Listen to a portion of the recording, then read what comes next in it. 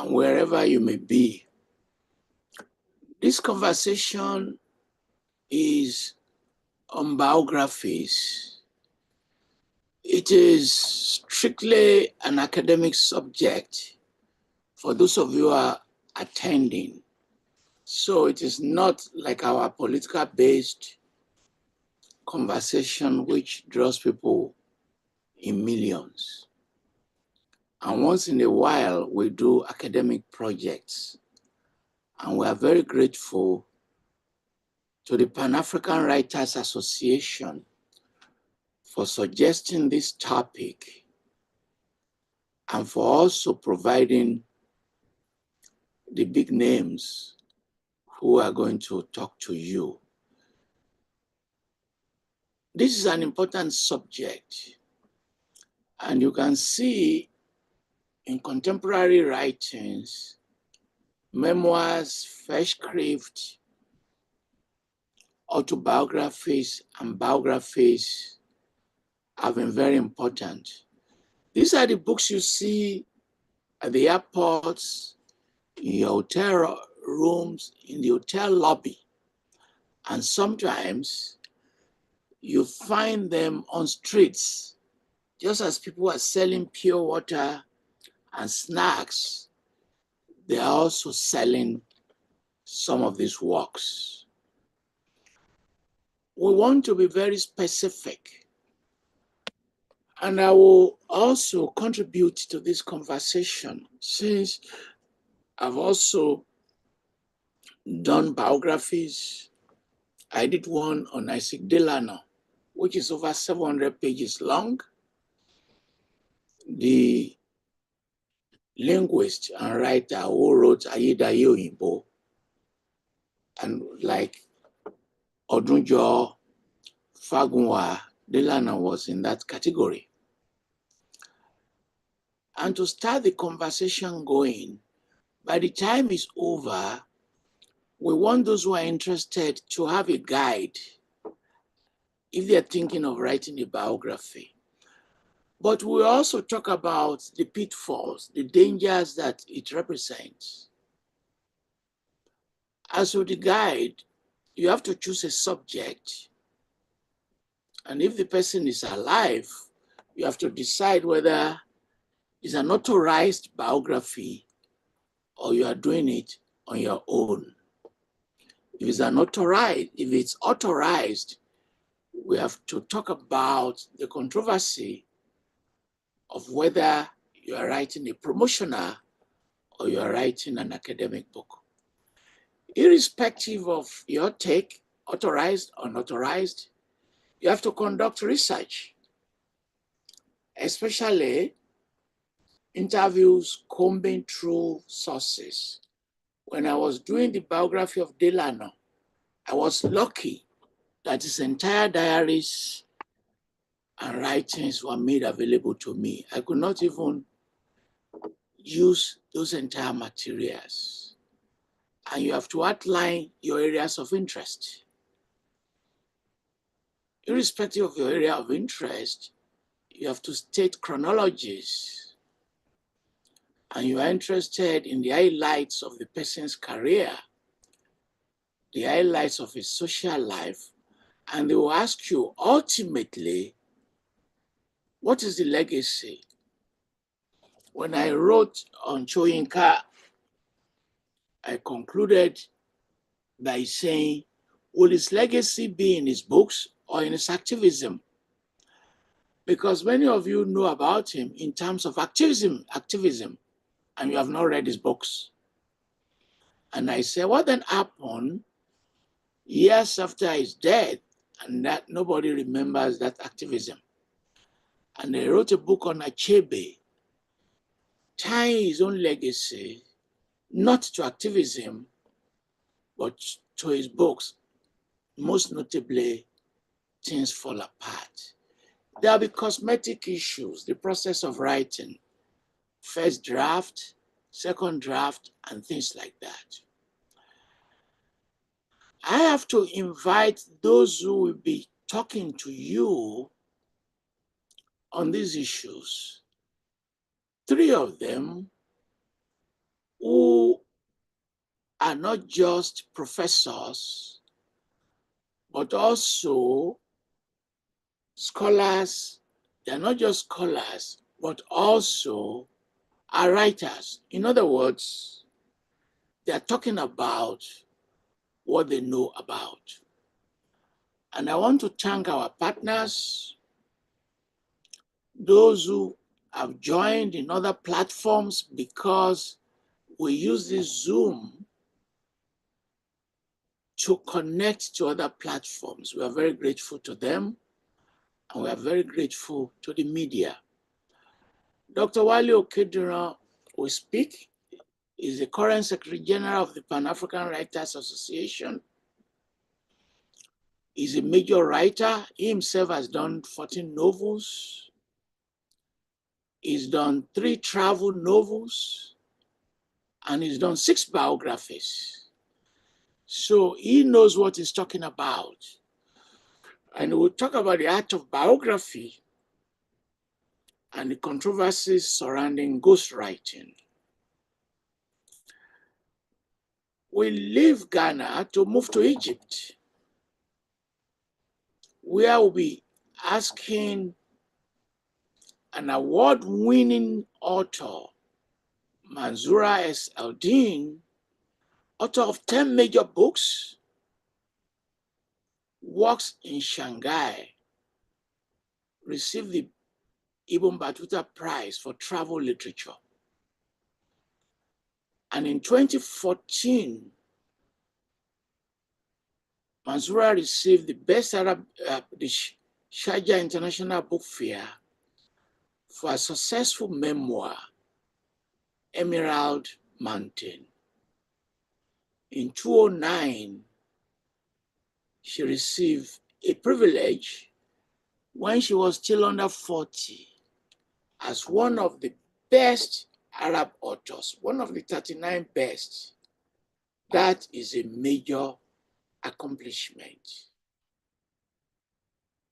She's contributed to the New York Times, and she's an honorary fellow, University of Iowa's International Writing Program. Welcome, Mansoura Ez-Eldin. Let me go back to Nigeria and change the profession a little bit. Bring in a policy analyst and an attorney, a lawyer, who will talk about the legal implications of what we do, what we write. And we saw an example recently when a senior lawyer, Chief Afe Babalola, sued Dele Farutimi over his book. What does it mean if somebody feels offended or slighted when you write?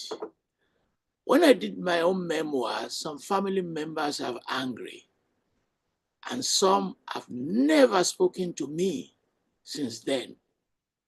And I have a forthcoming memoir on Islam, and I've been telling people many Muslims are just going to roast me alive.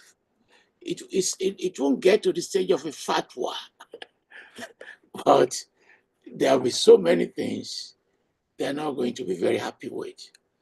The title of that memoir is Malaika and the Seven Heavens, to be released by the University of Michigan Press. It's been advertised, and it's my 3rd memoir. Douglas, you are the lawyer. I've not said anything now that will provoke your legal mind. I hope I'm not deceiving myself. I've not committed any blasphemy or defamation.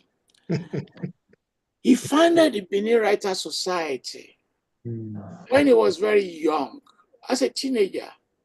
That's a major accomplishment. We thank you for your foresight. And he began to write poems, articles, and books. He wrote Tales from Benin. If you have not read it, I'm inviting you to go and read it. Not just for life. He's telling you how to be successful. He's a rich man. Maybe not just for life, will turn you into a Dangote. And he's a director of strategic communications of the African Bar Association. He's going to tell us about the laws of writing. We cannot have an audience more distinguished than this, more articulate than this, and more intelligent than this. Dr. Wale Okediran, I will give each of you 10 minutes maximum to go around and make your major points. I'm inviting you because you are the boss of all of us who are members of the Pan-African Writers Association. Thank you. Thank you, sir. Let me just start by appreciating Professor Falola for agreeing to partner with Pan-African Writers Association on another very important discussion. It's always, well, I won't say it's also scared of working with writers. It's always apprehensive because he believes that writers are a bit nonchalant when it comes to events like this. But with about 73 participants, I think we have not done too badly today, sir. I know your own crowd starts from 200 because we talk about all the controversial things, all the political things. We are just writers. So I want to welcome all of us to this important discussion. And the idea behind it was because of calls by our members, writers, creatives, on how they can also write biographies, and then also how to avoid some of the perils, which also sometimes go with biography writing. And that's why we decided to bring up this topic. And I'm also happy that Professor Falola has already, in his narratives before we started the program, tried to give some definitions. What is biography? What is autobiography? What is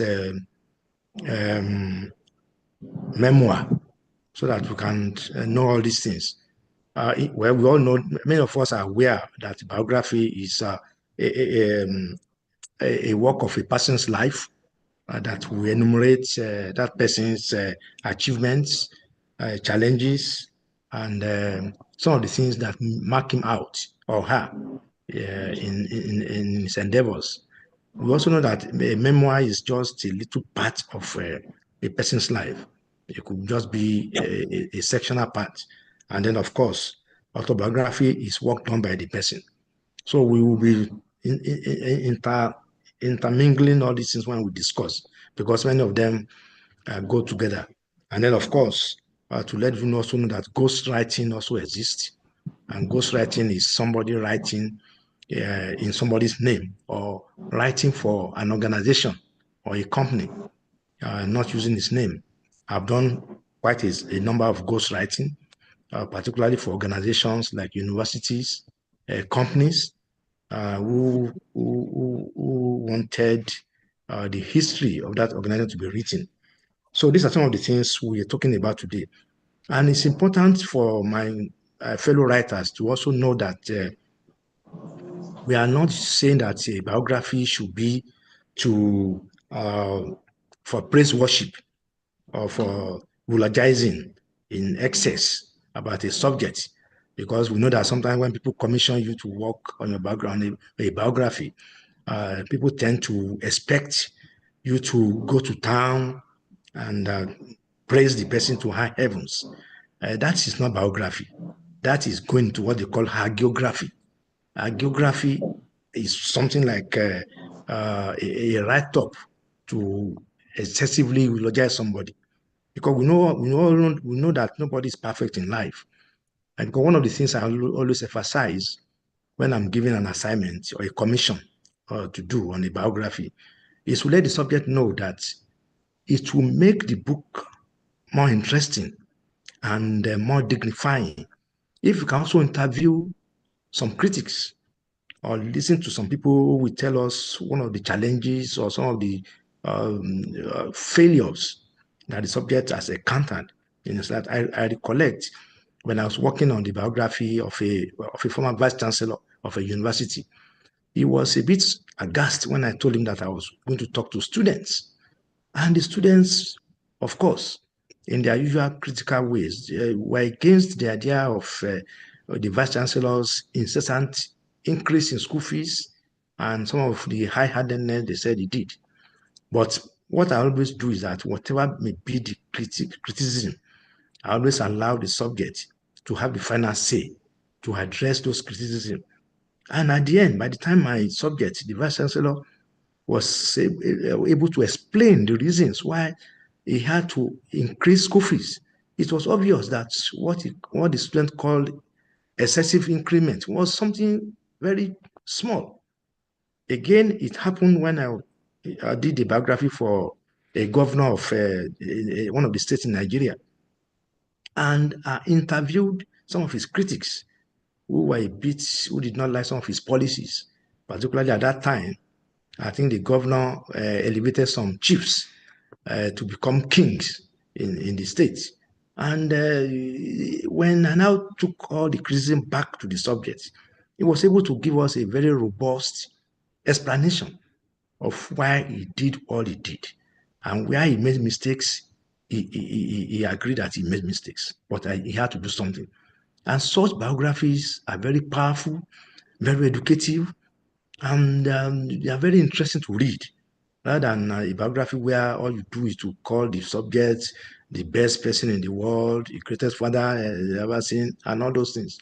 And this has happened. I mean, this kind of biographies are the ones we see when we talk of Winston Churchill, all the big names in the political circle in the West, Richard Nixon. In fact, when I was doing some research, I discovered that G.F. Kennedy, I think he has about the biggest number of biographies in his name, about 40,000 books written on JFK alone. And Churchill came about a distance of 700 and go. So for Africa and developing countries, we are not writing enough biographies of our leaders, of our great men, of our statesmen, of our academicians. I mean, it's easy to say, well, we have problems. But even with our problems, I've discovered that there are so many people who have done great things in Africa that need to be documented. People came from poor backgrounds, people who could not afford to wear shoes. I mean, went on to become captains of industries, went on to become presidents of countries. We should not forget all these things. And then to also remember that we are talking of ghostwriting. It's something that I have done several times, like I said, done for captains of industries, politicians, even for organizations. I mean, for example, one of the universities in Nigeria celebrated the 80th anniversary, and I ghosted the history of that university for them. What I know about ghostwriting, which our writers should have in mind, is that you lose your copyright when you ghostwrite because your name is not on the book. And for that reason, I think the charge, your bill for ghostwriting should be bigger than for ordinary biographies. Because in the biography where you have your name, you can go around and showcase that biography. But when you ghostwrite, you lose that ability to use your copyright. And also to know that when you want to, like Professor Falola said, sometimes you have authorized biographies. Most of the works I've done are authorized biographies. I'm commissioned to work. And I want to let my writers colleagues know that this is an area where you can earn some good income. We are talking of writers being poor, not having enough to take care of themselves. Biography writing is lucrative if you know how to go about it. Because, and one thing you must realize is that if it's a commissioned work, please do your homework well, do your budgeting well. Don't think because somebody has just thrown some money at you, you think it's big money. By the time you do the research, by the time you travel, by the time you edit or use co-editors, or if you interview with tape recorders and somebody has to transcribe, and transcription is expensive. By the time you do all those costs, you think that maybe 1 million naira or $1,000 you think is big money, you end up not making any profit. So these are some of the tidbits I will say now, because I have only 10 minutes to do this opening, but I'll come back. And then finally to talk about a little some of the perils that we know that we will go about in biography. There is no way you can write a biography without stepping on some toes. Professor Falola has mentioned his family members are not talking to him. And the Muslims are waiting for him to, when he finishes that his controversial book. For me, I've had some similar experiences. I mean, somebody wanted to threaten me with litigation, but that he didn't say what I put in the book. But luckily for me, like I always do, I always record all my interviews. And this is what I want to advise my colleagues. Please make sure you record all your interviews, because by the time I played the tape recorder to the fellow, he backed up. He said, "Oh, I'm sorry, I didn't know." But many people like to deny whatever they have told you, because every piece of biography, like the lawyer Douglas will agree with me, every piece of biography is a potential piece of litigation. And these are areas you need to. And finally, my own is this. If anybody doesn't like a biography, you can do three things. Either ignore the book, either write your own, correct the biography, or go to court, because there's no way a biography will not step on toes. I mean, we had the experience of the former president of Nigeria, Obasanjo, when he wrote My Command. There were so many attacks, and at the end of the day, some people went and wrote their own version to counter what you wrote. So let's develop the tradition of writing biographies. We have not written enough. We have a lot of achievers on the African continent whose biographies need to be written. I will stop for now before Professor Ola removes the microphone from me. Thank you.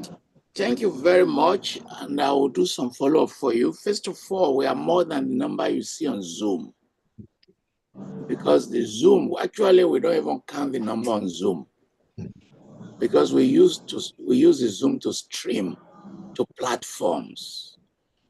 So people are watching on television, Instagram, Facebook, YouTube. So we are far more than this number. And I will know some of the number before this is over. I've suggested to historians who complain that they have no jobs, why can't they set up writing companies? Why can't they set up in Lagos, Okediran Biography Company? Register it, and people come to you. And I've also suggested to people who complain they have no job as historian, as literature, have you set up a story company to write stories and give it to those who do films and Nollywood? No such companies exist.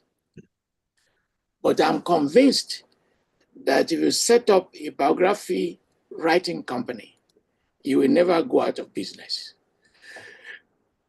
And as this conversation develops, I will make the argument that it ties to ego. Biographies are tied to ego, and autobiographies are tied to ego. You believe you are successful, you believe you want to announce something, or you believe you want people to know you, and there is no end to people who want to be known. No end. A successful merchant, a successful businessman, a successful preacher, they want to be known. They don't have the time to write these things on their own. They don't even have the time to do extended interviews. On the risk you carry, I know you work on a Kenyan vice president or president you interviewed, who later denied that. I think it's you, that you didn't interview him. Because when people talk to us in private, they are surprised to see the views expressed in public. So we have a late Nigerian figure, major figure. Somebody was writing about him. and he confided in that person that he had 6 other wives other than his well-known wife, with some other 13 children. And when the guy put it in the draft of his biography, he withdrew the entire biography, saying that he was just telling him that information in private. He was not expecting him to put it in writing. So those dimensions are there. I've had the privileges of speaking to politicians, including heads of states, in private. But they're just talking to you in private. They don't want you to go public. So, Dr. Okediran, how do you make that distinction between that private and that which you must make public? How do you do that? Yes, sir. Thank you, sir. Well, on many occasions, first of all, what I do before interviewing anybody for a biography is to let the person know that, well, this interview is for this biography. But along the line of the interview, sometimes the subject, the fellow I'm interviewing will tell me that, please put up the tape. This is confidential. Then I will know what it means. Or he will tell me a story and say, look, this one is not part of the interview. And I will respect such people. But sometimes when you're interviewing people, they get carried away. On one occasion, I was doing the biography of a governor of a state in Nigeria, and he asked me to talk to the wife. And along the way, the lady was talking, and then she was getting excited, and then she now moved into an area that I found very personal about the husband. And I said, Your Excellency, ma, this is an interview for a book. What do you think? Can I put off the microphone? Say, no, put it down. I want to say it so that everybody will know. And at the end of the day, when the thing came out and the husband challenged the wife denied, said, no, she didn't say that. But luckily for me, the recording saved my life, or saved me from going to jail. So these are some of the things, but I respect my subjects areas, because sometimes I also, before I interview somebody, I usually do some background checkup, like I go on Google search machine or check on things, and if I see any scandal, like maybe the fellow has had some encounters with some lady somewhere, or he has some issue with examination malpractice or age problem, I would say, sir, these are the issues I saw on the internet. I think we should address them because they're already so on. One final question for you. Yes, Nkuki Wationgo, Isom Mukoma went to Facebook and said, my dad, Nkuki Wationgo, used to beat my mom. I contacted him, he didn't reply. Some of us were not happy. So here is the problem. If you hide all the secret things, if you hide the juicy part, what is left of a biography? What will be left? Well, for me, I think there are so many beautiful things in biographies apart from the scandalous issues of illegitimate child or examination malpractice and kind of thing. For example, there was a Chief Justice of Nigeria who was not allowed to go to school because he was sick. And what he did was that he would sneak out of the house, climb a tree, and stay on the tree in front of a school and be listening to what was going on in the classroom. Until one day, the teacher in the class was asking the students some questions, and he was the one answering from the top of the tree. And the teacher said, "Who is that on the tree?" And that's how that fellow was asked to come down and became educated and became Chief Justice of the country. For me, these are beautiful stories, unlike many of the other salacious stories which we sometimes hide on the request of the subjects. Thank you.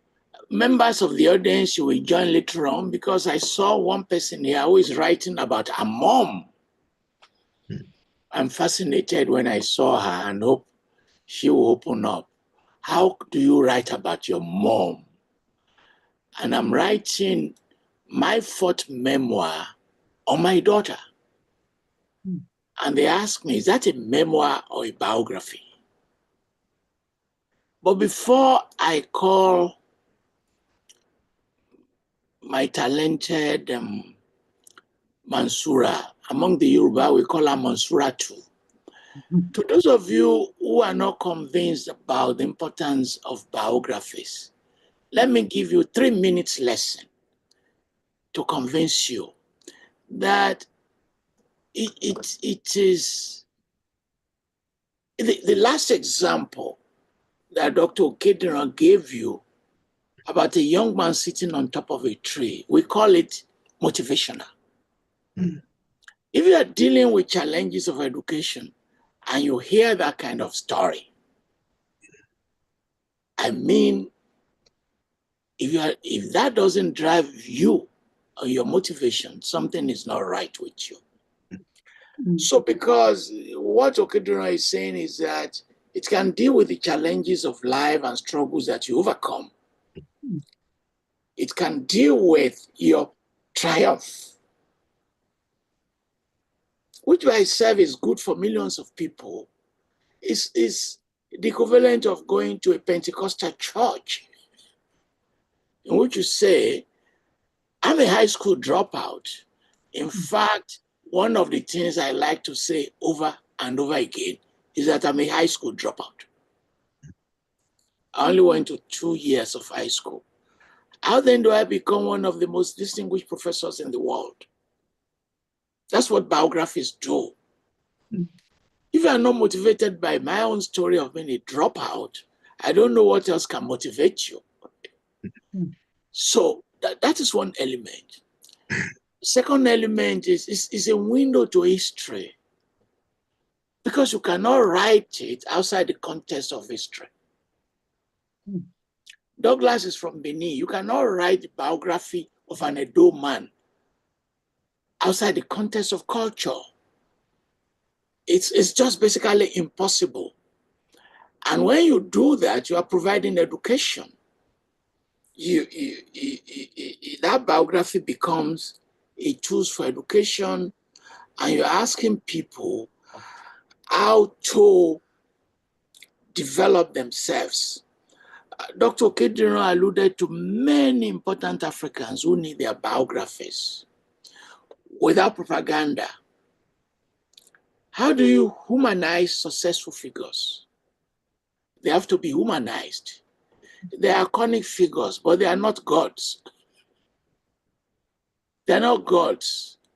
You can't say, I'm writing a biography of Tinubu and present him like a god. He has his own weaknesses.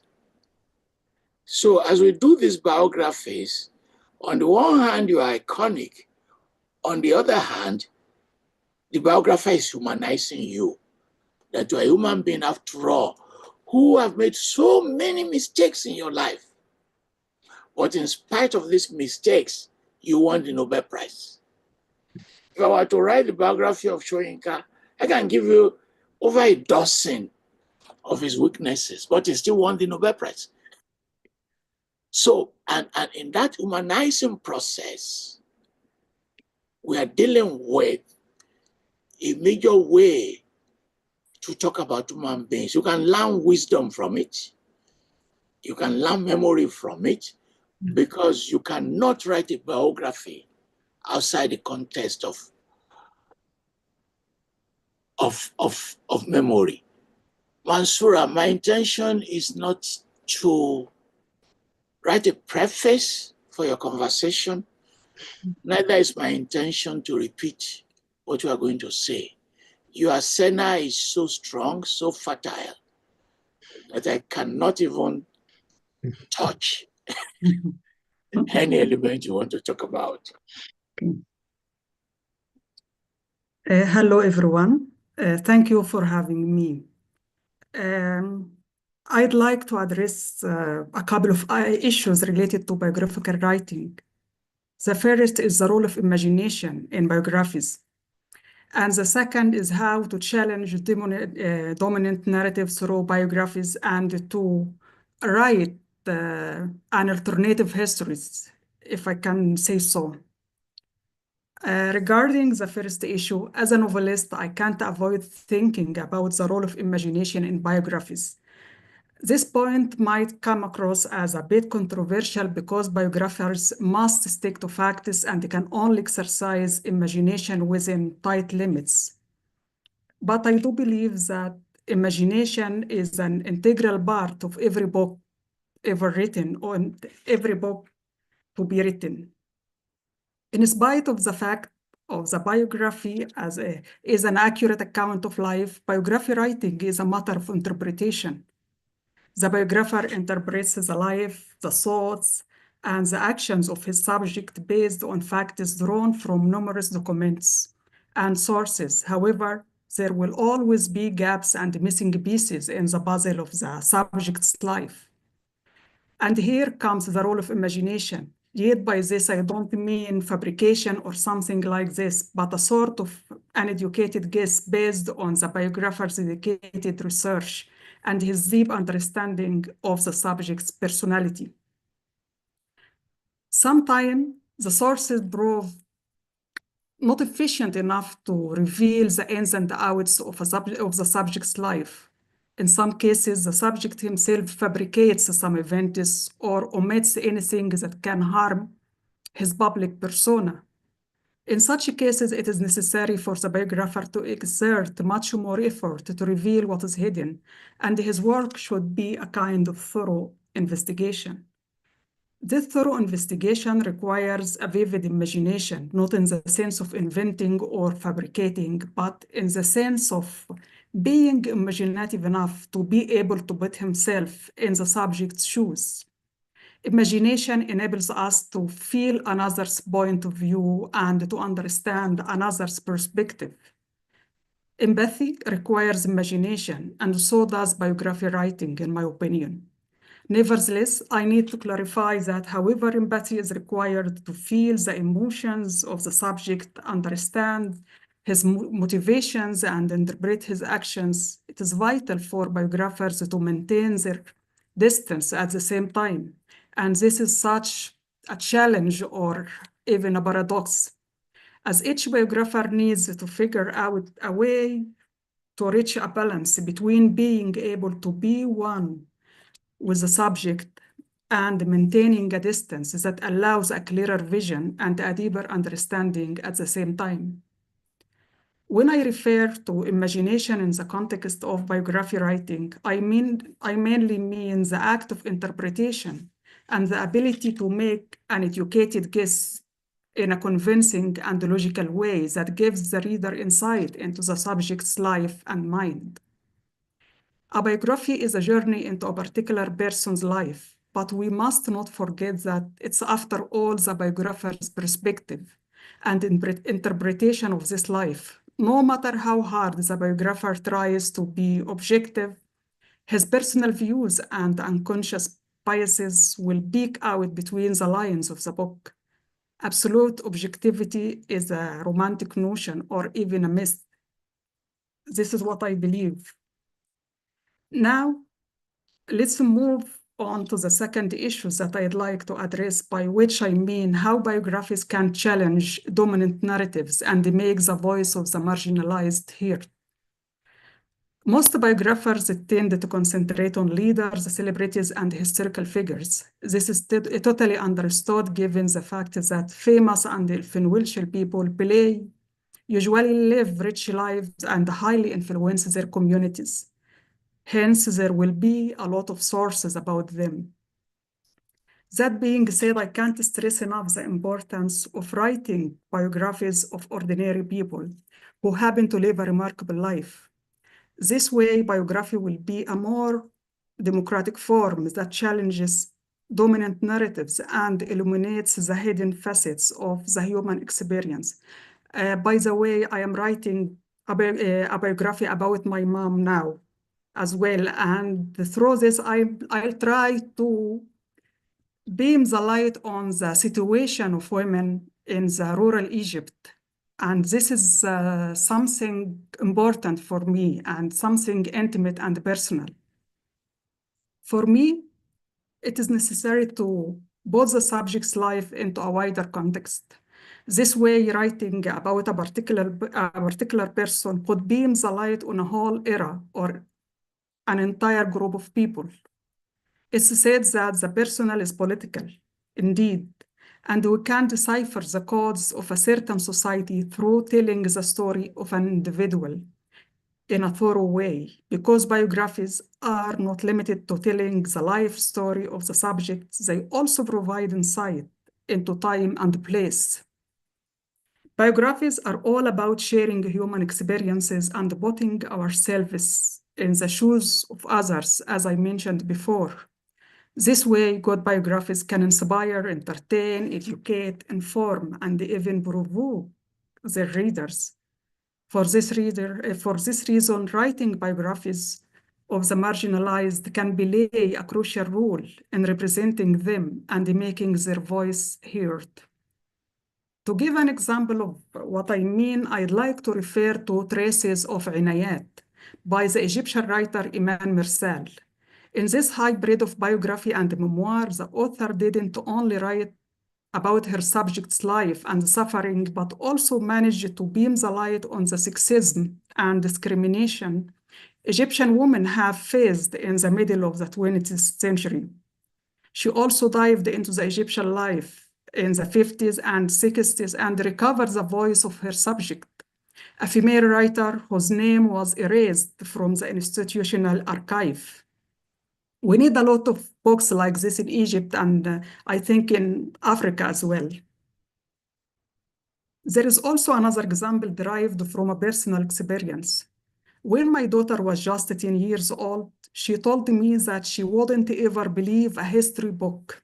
I was a bit surprised and I asked her why. She explained that history books are full of lies and propaganda. After a short discussion with her, I discovered that she studied in school a biography of a late Egyptian intellectual from the 19th century. And through the tiny details about his poor family and their suffering, she figured out that the history book didn't reflect an honest image of the Egyptian society back then. In that case, a biography was an eye-opener for a little kid, as it urged her to question the official history. And of course, this happens a lot if you have critical eye. Long story short, I view biography as a genre that can explore communities and cultures and contribute to writing the unofficial history from unconventional angles. I guess I don't need to say that I am in favor of stretching the boundaries of genre. Finally, I can't stress enough the importance of the art of storytelling in crafting a good biography. The subject's life is a story, first and foremost. So if the biographer masters the art of storytelling, he would be able to grab the reader's attention and his work would be a success because stories are the best way to unite us and to ignite a sense of empathy toward other people. Through biographies, we share human experiences, we get inspiration, and we give the readers a sense of encouragement. This is why I believe that biographies are one of the most important genre ever. Thank you very much. So let me start with a provocative question. Yes. And I will use the distinguished writer from your country, Wale Okediran. Yeah. And you know, I don't have to remind you of the various challenges she faced, including some risk. Yeah. So, although she's using the medium of the novel, suppose you use the medium of an authorized biography. Yeah. Nobody authorized you. What risk are you taking? A biography of Wale Okediran? No, anyone, just an imaginary person. But you are not authorized to write it. Like joining us is Shetima, my good friend of many years, the head of the Makato Foundation, is listening to me now. Suppose I write his biography. without his authorization, and he doesn't like the content, what happens? Yeah. I'm asking you. Yeah, this is very risky. I think biography Risky is... to mean it's coming to kill me or what? Yeah, it might happen.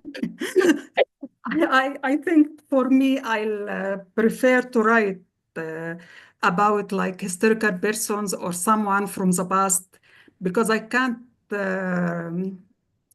I don't know, but sometimes it depends on the person himself.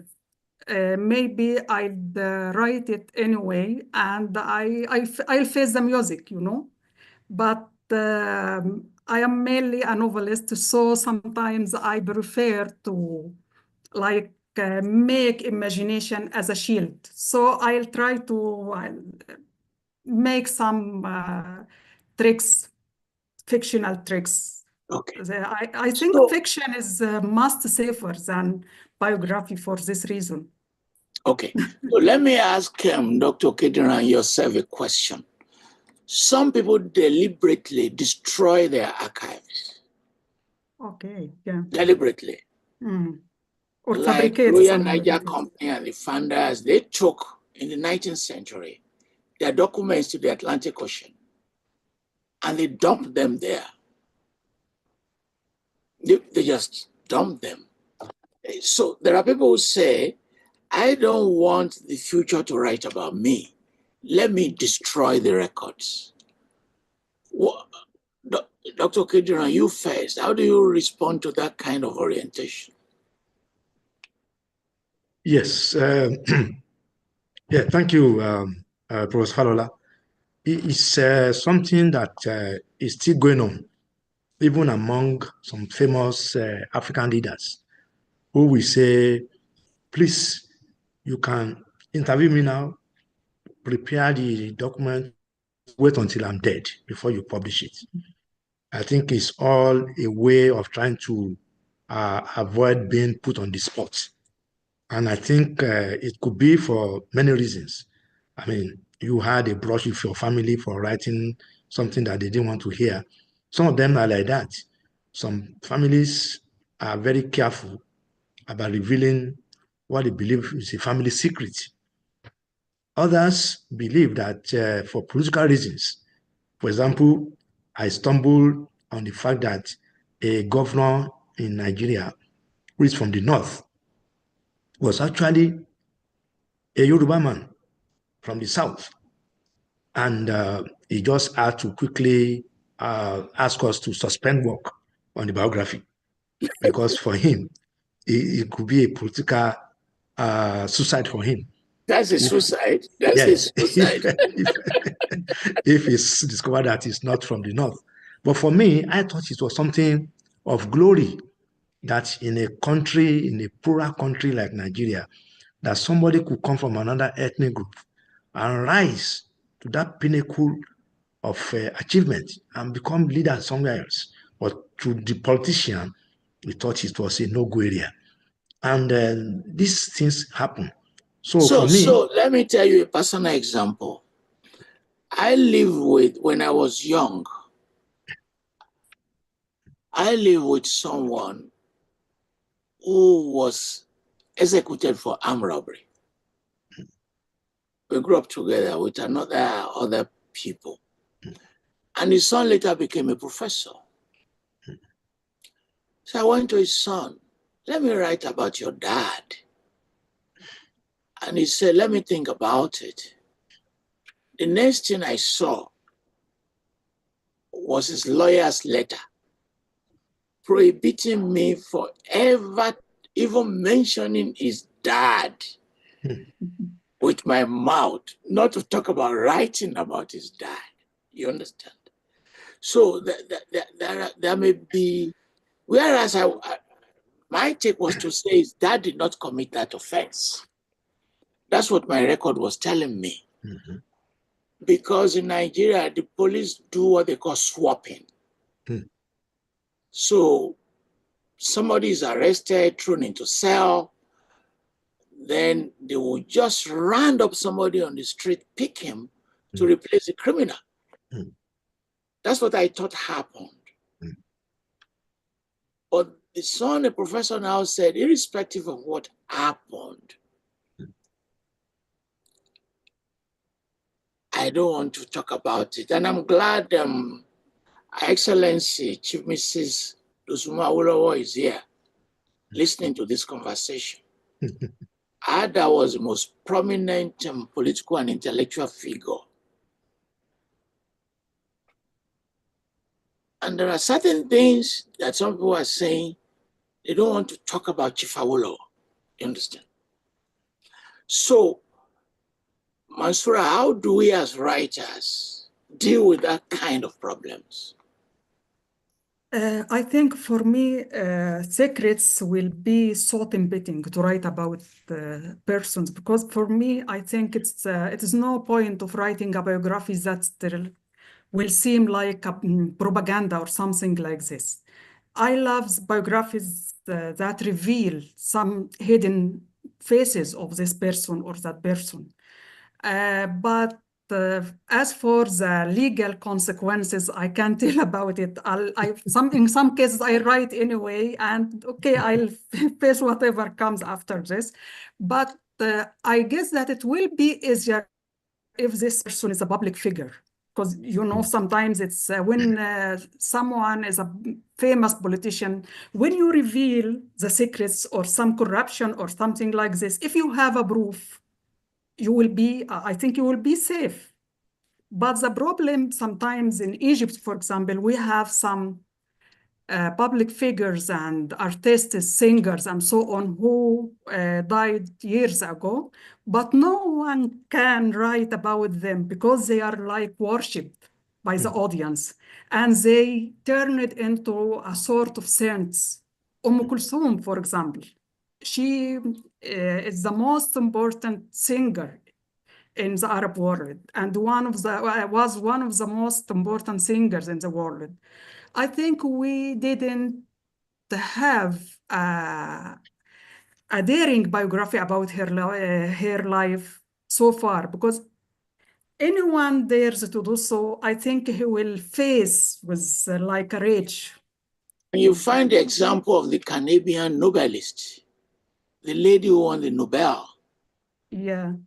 And the daughter later said, yeah, I followed the husband was sleeping with her or something like that. And it became a major scandal.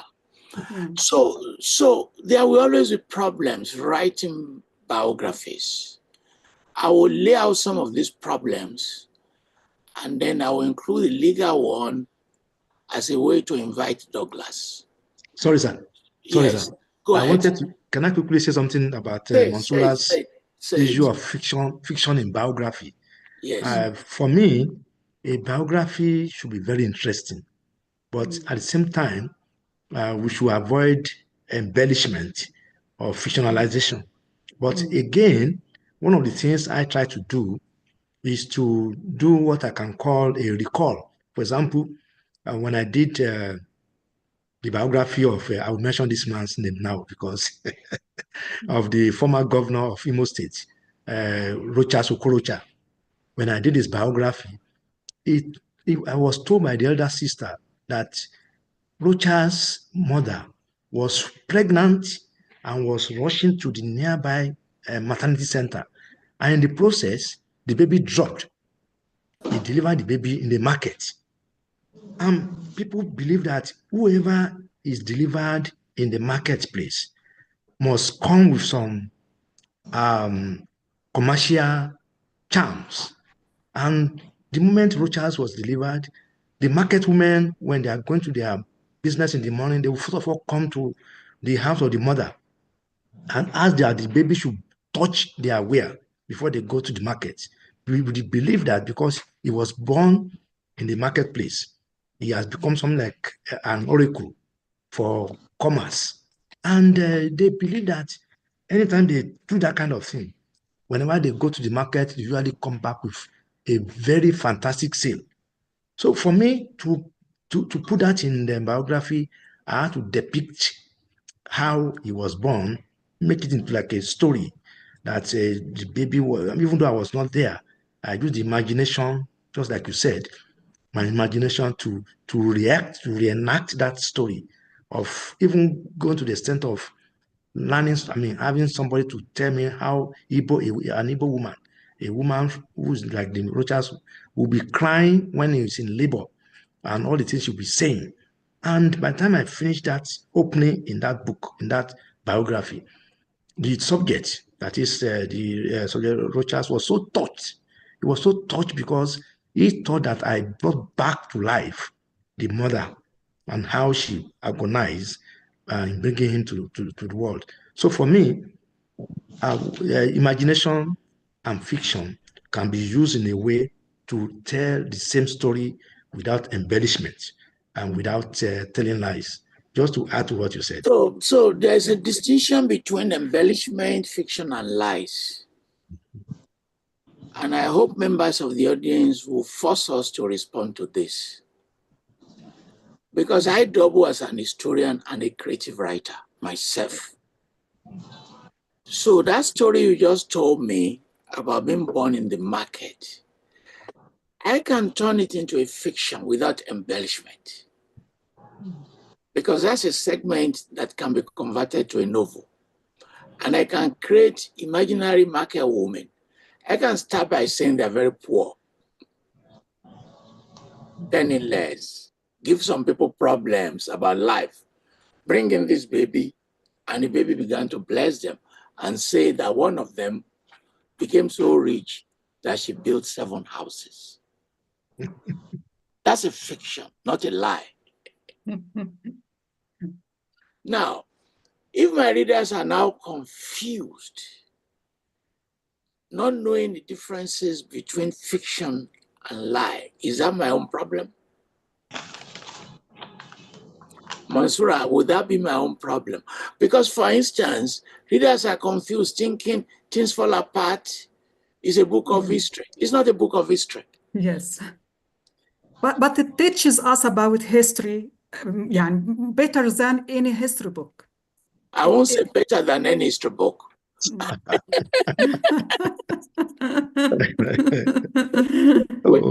Members of the audience, please bring us in. Biographies have challenges. There's nothing you can do about that. Because you can be manipulated with wrong information. You see, at the hands of an astute politician, he can tell you loads and loads of lies. He can misinform you, in which that misinformation will go into writing. I always make a joke that all Nigerian fathers came first in their class. Even the one who failed, the one who had taught class, they're the best in their class. So it's a manipulative process. A smart person can manipulate you with misinformation.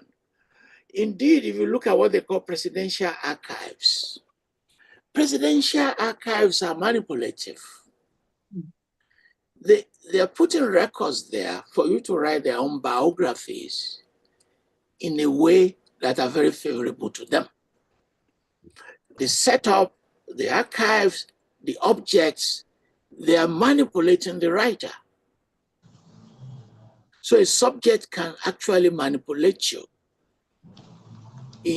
And that is a risk you and I will always carry. And then you yourself that is writing, you can be subjective. If you are writing about Babangida and you like to be like Babangida, living in a 50-bedroom house, you like power, your subjectivity has conditioned what you are writing. Or if you have an ego, why don't you win Pulitzer? Why don't you win Nobel Prize? And you are writing about Soyinka, that your subjectivity is already damaging the final outcome. I will not touch the legal concerns because we're waiting for Douglas. And the story about the child born in the market is what historians confront all the time. How do we balance facts with non-facts? And how do we balance storytelling with facts? because you are not distorting facts. But if it is just piling one data upon another data, it's no longer fascinating. You won't laugh, right? The points of laughter become reduced.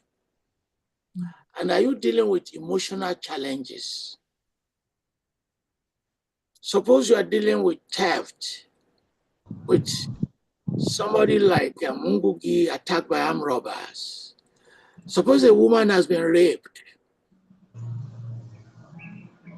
These are substantial issues of emotions and biographies. And issues of time, because the person you are writing and yourself will all change over time. So if you go to any controversy now, if you are to interview Gowon now, Gowon you are interviewing now is 90 years old. It's not the Gowon who had the battle with Ojukwu in his 30s. It's reflected on that moment. He has become extremely mature. He has become spiritual. He has become religious. So that sometimes the information that is feeding you at 90 could be different from the way he was thinking at the age of 35. So on all these various challenges, especially the legal implication, I've introduced Douglas. I don't have to introduce him again. Douglas started as a teenager thinking about these issues. What are the legal implications of writing biographies? Douglas. Thank you very much, Professor. I have to say that first, I find this topic very, very stimulating, particularly because there seems to be a confusion between biography and fiction. It is not possible for any element of biography to be fiction, because if you look at the Merriam-Webster's definition of biography, defines biography as a usually written history of a person's life. So biography is historical in nature. You cannot, once you say you're writing a biography or any kind of, history of a person's life, in that state, you have left the realm of fiction to non-fiction. So how you embellish it or you use your imagination, you also have to avoid the pitfalls. I find the introduction of Dr. Wale Okediran very interesting, because it gives me an opportunity to give what I want to call some standpoints on how biographers, because I see biographers like photographers, you are like the mirror of the subject. In order for you to protect yourself, I would actually recommend that the said commission that we talked about should be a commission in writing.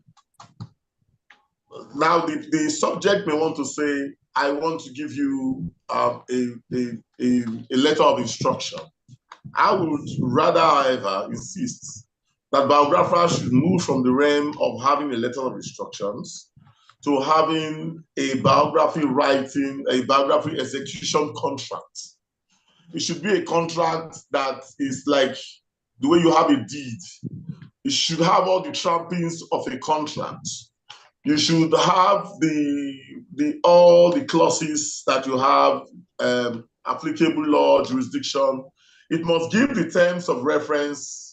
It must be signed by the subject. It must indicate amount payable, the payment plan. And it is something that must be executed by a lawyer. So this is one of the ways of trying to avoid the pitfalls of the subject coming tomorrow to say, I did not commission you to write this. And for you as a biographer to be very, very sure of what you're doing, I would advise that you capture the signing of the biography execution contract in an audio-visual device. This is a retrievable device that can be called up in case there was any kind of controversy tomorrow. Now, when it comes to biography, we must be able to distinguish between what is facts and what is true. Now, in distinguishing what is true and what is facts, I have come to take down some notes. I say truth is what you know the story to be.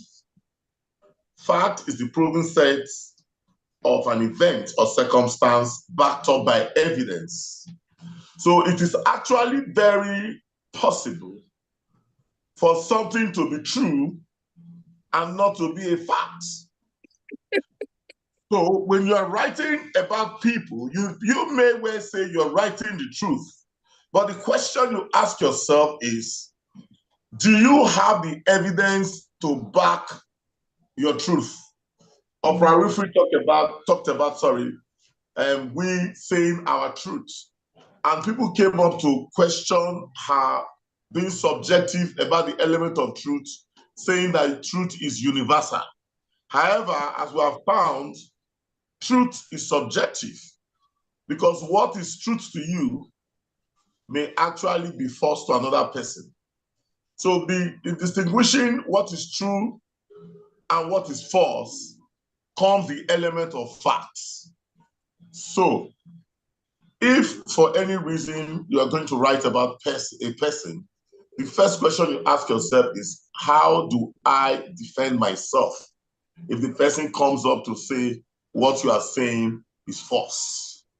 Because as you find in the trending case in Nigeria of Dele Farotimi and the respected jury and senior advocate of Nigeria, Afe Babalola, Dele Farotimi, I can tell you, would find it very difficult to defend what he wrote. Whether it is true or not is between him and his God. But for him to be able to defend it in court, it will be a Herculean task. He himself knows it because he's a lawyer. He's practiced law for a very, very long time. So it is important you don't underestimate the element of evidence in whatever you do, because evidence is what you use to defend yourself whenever there was any issue, if there was any issue that caused your integrity to question.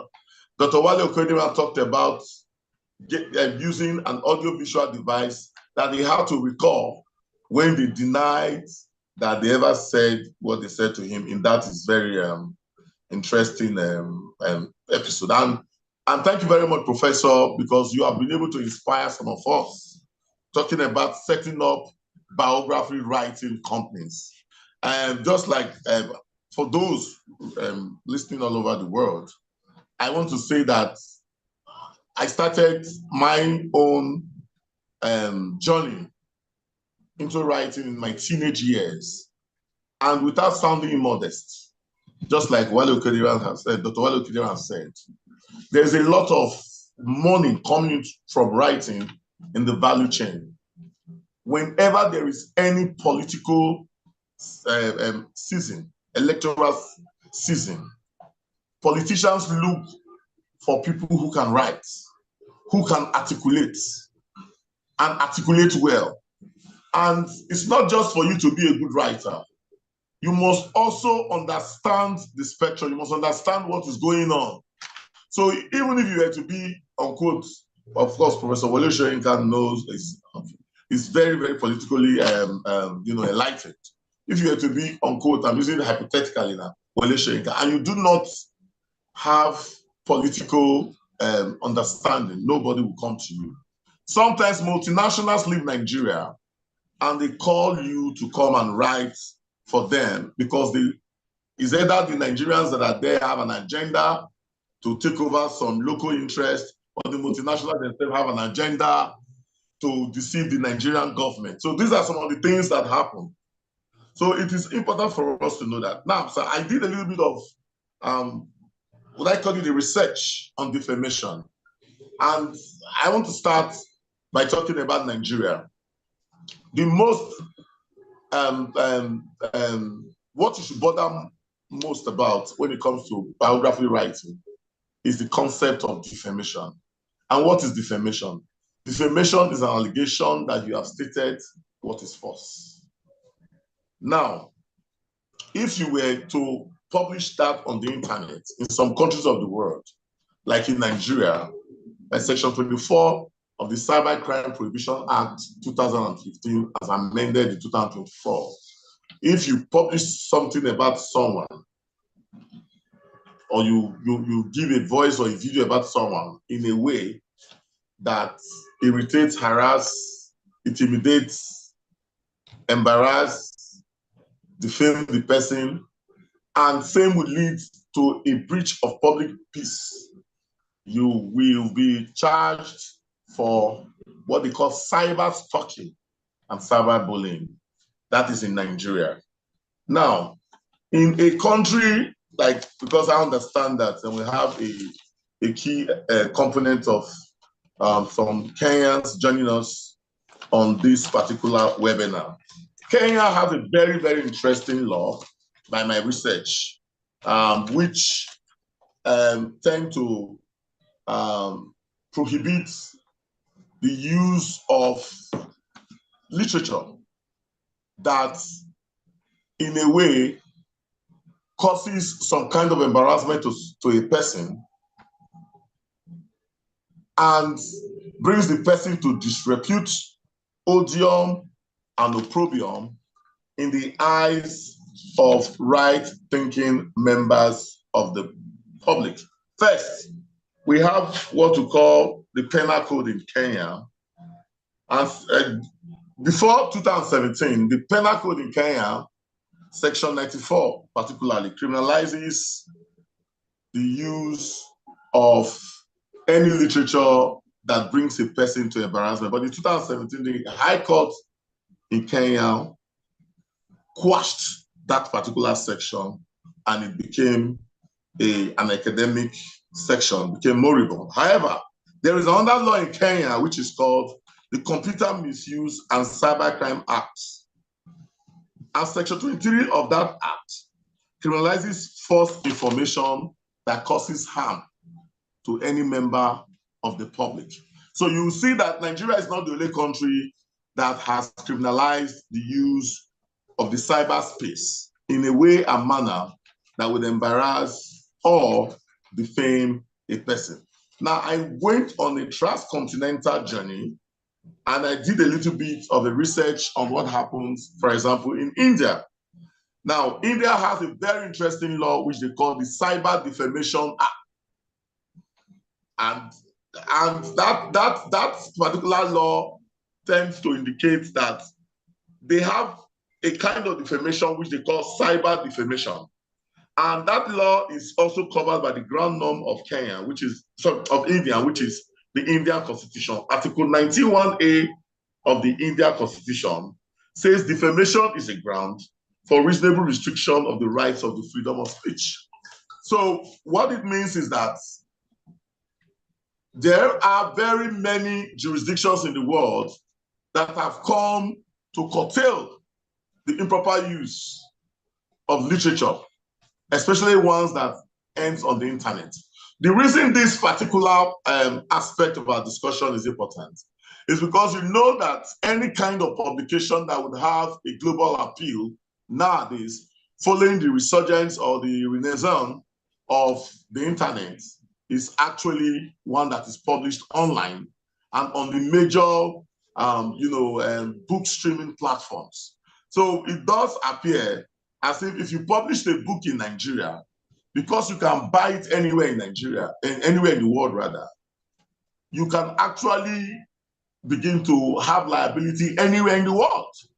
So you have a scenario where Afe Babalola Chambers in Port Harcourt sued Daily Farotimi, Port Harcourt, Nigeria. Afe Babalola Chambers in Lagos sued Daily Farotimi, and Afe Babalola Chambers in Abuja sued Daily Farotimi. This is irrespective of the fact that Afe Babalola himself has withdrawn the allegations against Daily Farotimi. The chambers, the suits and the causes of action of the chambers are still pending in court. So you could publish in Nigeria. Someone can go to Kenya because maybe you might say, I bought it in Kenya, or I saw it in Kenya, or I saw it in India. So it is beginning to have an international jurisdiction. It is something that we must actually worry about so as not to kill creativity and truth when it comes to writing of biography. Now, when you are found wanting, because the fact that someone makes an allegation against you that you have defamed him is not an indication that that is the case. You, as the other party, you have a right to defend yourself. And in defending yourself, if it is criminal defamation, the standard of proof is proof beyond reasonable doubt. Now, proof beyond reasonable doubt is not proof beyond any iota of doubt. Proof beyond reasonable doubt is proof beyond the thinking of a reasonable man that you did it or you didn't do it. So there are actually some elements and indices that are used to determine that.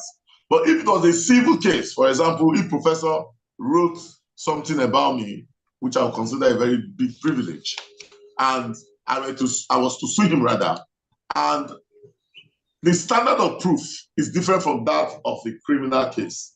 The standard of proof is proof on the balance of probability. So it's facts against facts. It now determines on who is able to bring more facts, preponderance of facts that will determine who will win the case and who will lose the case. And if for any reason you lose the case, what would then happen is that you are going to have dealing with three very interesting scenarios. One, you have to make a retraction of what you wrote. Two, you would have to tender an apology through the channels that you wrote those things. And three, you will have to be dealing with damages. And there are two kinds of damages. You have what they call exemplary damages, and you have what you call general damages. So for the general damages, the person will tell you exactly what he lost. He will calculate it. The exemplary damages, which has no bar, he could sue for 1 billion, 5 billion, 10 billion, as the case may be. And if the court finds that you are culpable, then you're dealing with a whole lot of issues. That is just my introduction to the legal perspective, sir. Well, this is a load. So suppose I don't have money and I defame you. What is your remedy?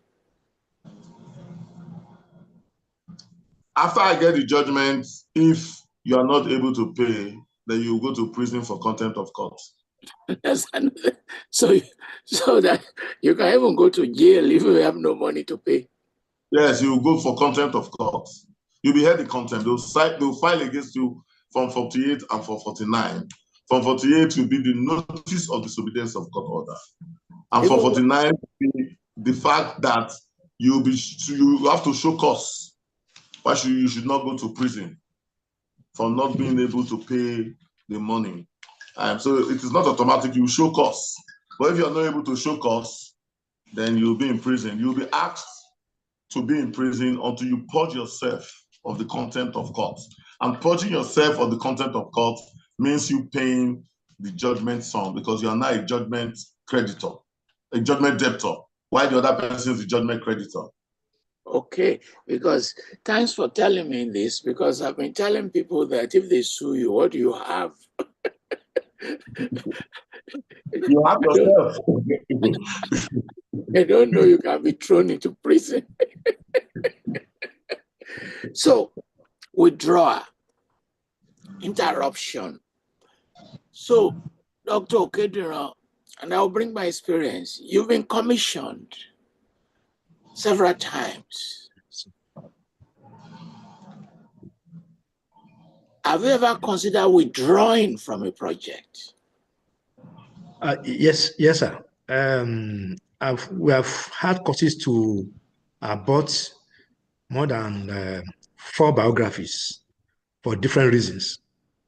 One reason was lack of contractual discipline on the part of the subject. Just like Douglas said, we signed a contract, and after a while, the subject was not forthcoming with the financial expectation, because unfortunately some so-called big men, highly placed people.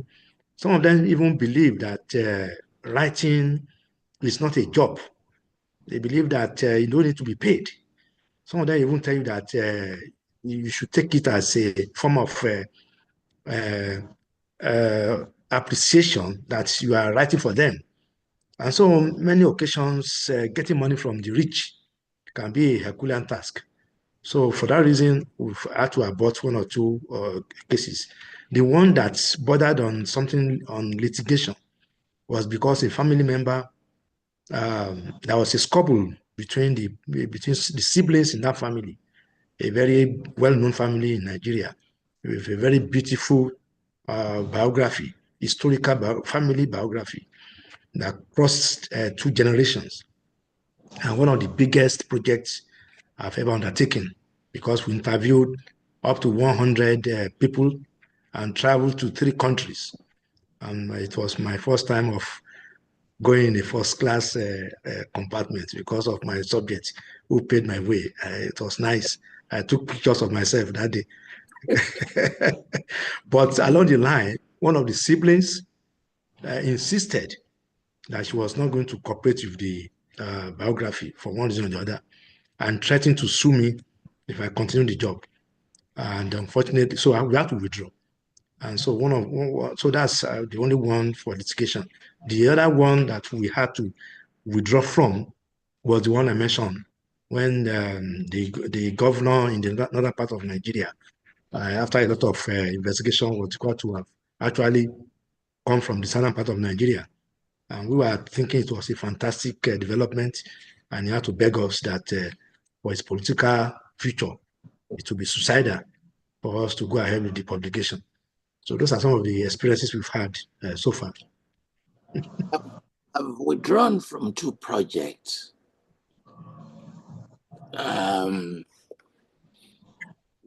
Because they wanted to convert the writing into propaganda. So I want the 3 of you to respond to that. If you are interested in a scholarly project, and the person you are studying is interested in propaganda, wants you to punish his character or character, Douglas, what do you do in that kind of circumstances? Okay, sir. So the first thing is that it's important for you to protect yourself, knowing that you would have gone very far with the project. You must put a clause so that any kind of emolument that will be paid to you as at that time would not be refundable, a non-refundable clause. It is important to do that so that they don't ask you to refund the money that they've given to you at that point. So in writing and in signing a biography execution contract, it is important you are able to protect yourself. For example, just like the case that Dr. Wale Okediran referred to, if he never envisaged that to come up. So you must have a force majeure, for example. A force majeure is if there's any unlikely event that, for example, there is a natural cause, natural occurrence, or even something that happens from their own part that is against your principle as a writer who will not want to use your name, to launder people's image.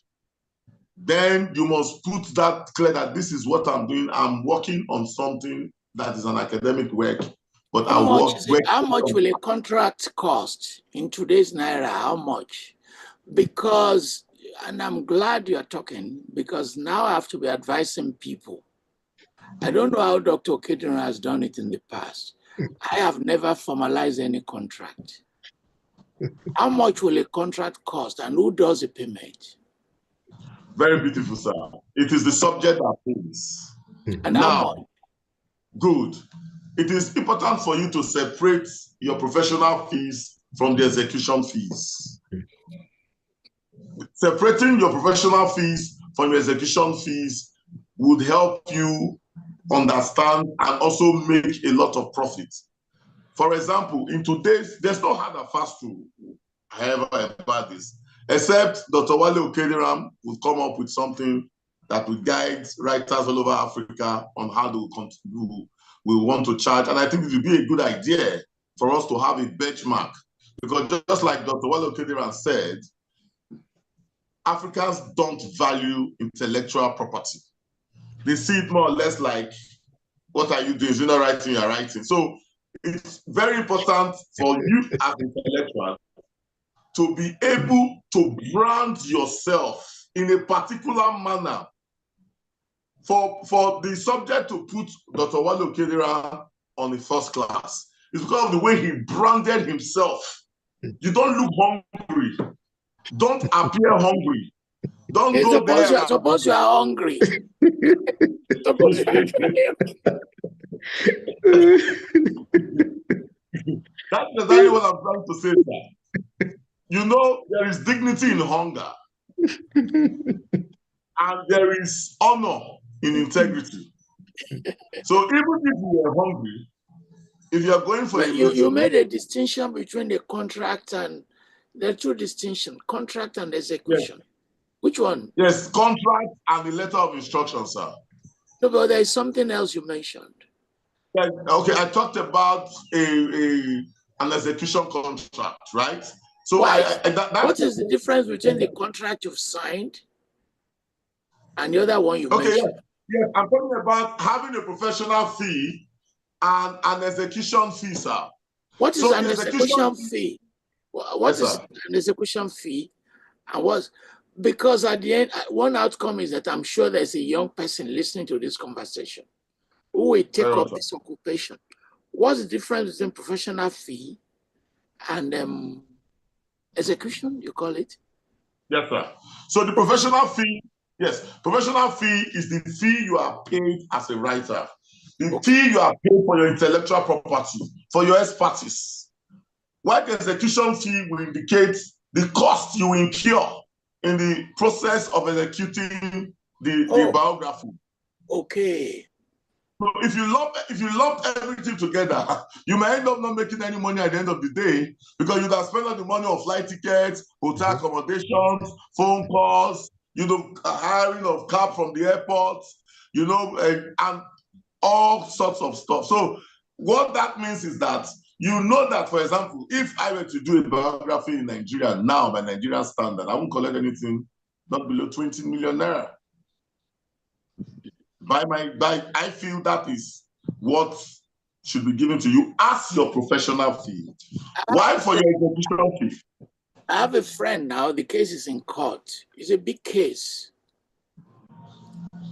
So they agreed after the manuscript was delivered, just as Okediran delivers the manuscript, the person turns around and says he doesn't want Okediran's name in it. How do you handle that? That is why you have to have a lawyer handle your contract. It's important that, and if you are getting a lawyer, there are lawyers that have skills when it comes to intellectual property. They know how to handle such issues. There are lawyers who are experts in intellectual property. They will protect your intellectual property. I feel that for any writer that will write a biography, that 70% of your fees must be paid in advance before you will pick up your pen. Suppose you don't deliver. Then how do you collect 70% and you don't deliver? There must be an indemnity clause in the contract. You will indemnify the subject that if you do not deliver, you will not just pay back what was paid to you. You pay at the current rate. You pay any other incidental expenses. Thank you very much. Do we have companies in different African countries doing this? Because do you have, say, a company in Lagos or Abuja doing what you're talking about? What I know is that there are some publishers who are very organized. I know of one or two in Benin. I know some in Lagos and some in Abuja. They even have an editorial board made up of experts, who actually who they take their work very seriously, I would say. So we have some companies, yes, we do. Hello, sir. Yes, please go ahead. I want to quickly answer one of your questions, where you said that supposing the subject wants to use the manuscript for propaganda, what do you do? Well, I've had one or two experiences, and what I did was to say, okay, since I didn't want to have my name on the publication, I said, okay, please, can I just do a ghost work for you? I mean, I'm now a ghostwriter. I won't put my name there. And I don't mind you just paying what you want to pay. Because, I mean, it was a top-rate politician who wanted me to do some other funny things with the manuscript. And I thought with my name on that thing, and people would just laugh at me and say, oh boy, we didn't know you are that broke that you had to go and... so you can always hide and be a ghostwriter and then leave it. Yes. So finally, approval to our lawyer. So under the contract, the subject must approve the manuscript, isn't it? Very well, sir. Suppose yes, it was approved. Suppose he refuses to approve it. There must be a clause there that would protect the writer, that's the biographer. The biographer must be protected in a way that it would be able to, whether or not he approves it or not, the money paid to him is non-refundable. And so if you want to abort your biography at that stage, that's your business. Suppose he doesn't abort it and he goes ahead and publish it. Removing those items he disagrees with without the permission of the author. Well, you know that when it comes to a biography, the author right now does not write in abeyance.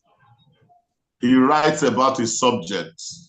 So it's like a symbiotic relationship. The subject is also very cardinal because no subject, no author. And no author, no subject. So the relationship between both of them is like the one between the chick and the hen. So they must find the symmetry. There must be an agreement between both of them on what to publish, on what not to publish. However, the writer or the author having submitted at the point of submission of the manuscript, he should be paid his full fees at that point. It's not when you submit your manuscript, send me your account number. No, there must be an arrangement that the submission activates 100% payments. Once that is done, whatever the subject wants to do with his document is his business. Okay. I'm involved in with a friend of mine approached by a state governor. The money was approved, but the PA of the governor insisted he wanted to take 50% of that money. This is a true story. 50%. Yes. He said he was the one who convinced His Excellency.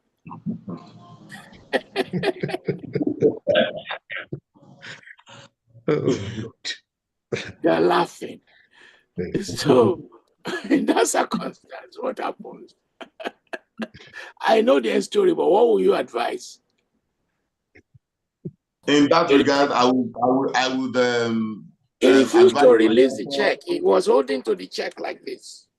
We'll go to the bank, and I'm taking 50% of this money because I made it possible for you. I would advise the author to revert to his principle, which is the subject at that point. Yes. Thank you. Thank you very much. On Sunday, we are bringing Dele Faro Timi. Please join us. This will be a most interesting, most engaging, most controversial issue. And he will be interviewed by two personalities, Farouk Barogi and Rauf Hosseini of Channels Television. We are waiting for some fascinating, combative interview next Sunday. And we move to Ghana on the 23rd. Sorry, we move to Kenya to talk about Bethuel Ogot, one of the most distinguished historians of Africa, whom we lost on Thursday. Mansoura and Douglas, do you have questions for Dr. Okediran? Yeah, so I want to ask Dr. Okediran, I think it's important for Dr. Okediran, the Pan-African Writers Association, to put in place some rules to protect the remuneration, the ability of writers to be able to get good remunerations in Africa. Because I find that it's only in Africa that you see writers suffer, they write, and sometimes the publishers tend to use their intellectual property, and because the publishers are very, very strong, the writers are weak. There's not much they can do about it. So I think it's important for us to find a way to think about putting measures in place, and perhaps putting a regime in place. We might need the remuneration rules for writers, and so that we can make this thing very, because you're coming on stream as the Secretary of PAWA has actually brought writing into the fore in the African continent. I must commend what you have done so far, sir. Thank you, Douglas. And I must also thank you for a very educative legal dimension. Many of the things you've said are things that are very important, and some things what we try to do when writing biographies. And one point that I like in your submission most of is this issue that sometimes you have to settle outside the peril of law. There's a symbiotic relationship between you and the subject, because like you said, without the subject, there is no author, no biography. It's nice to be very legalistic, but oftentimes you find yourself having to balance or to bargain because sometimes the law may not be able to handle things.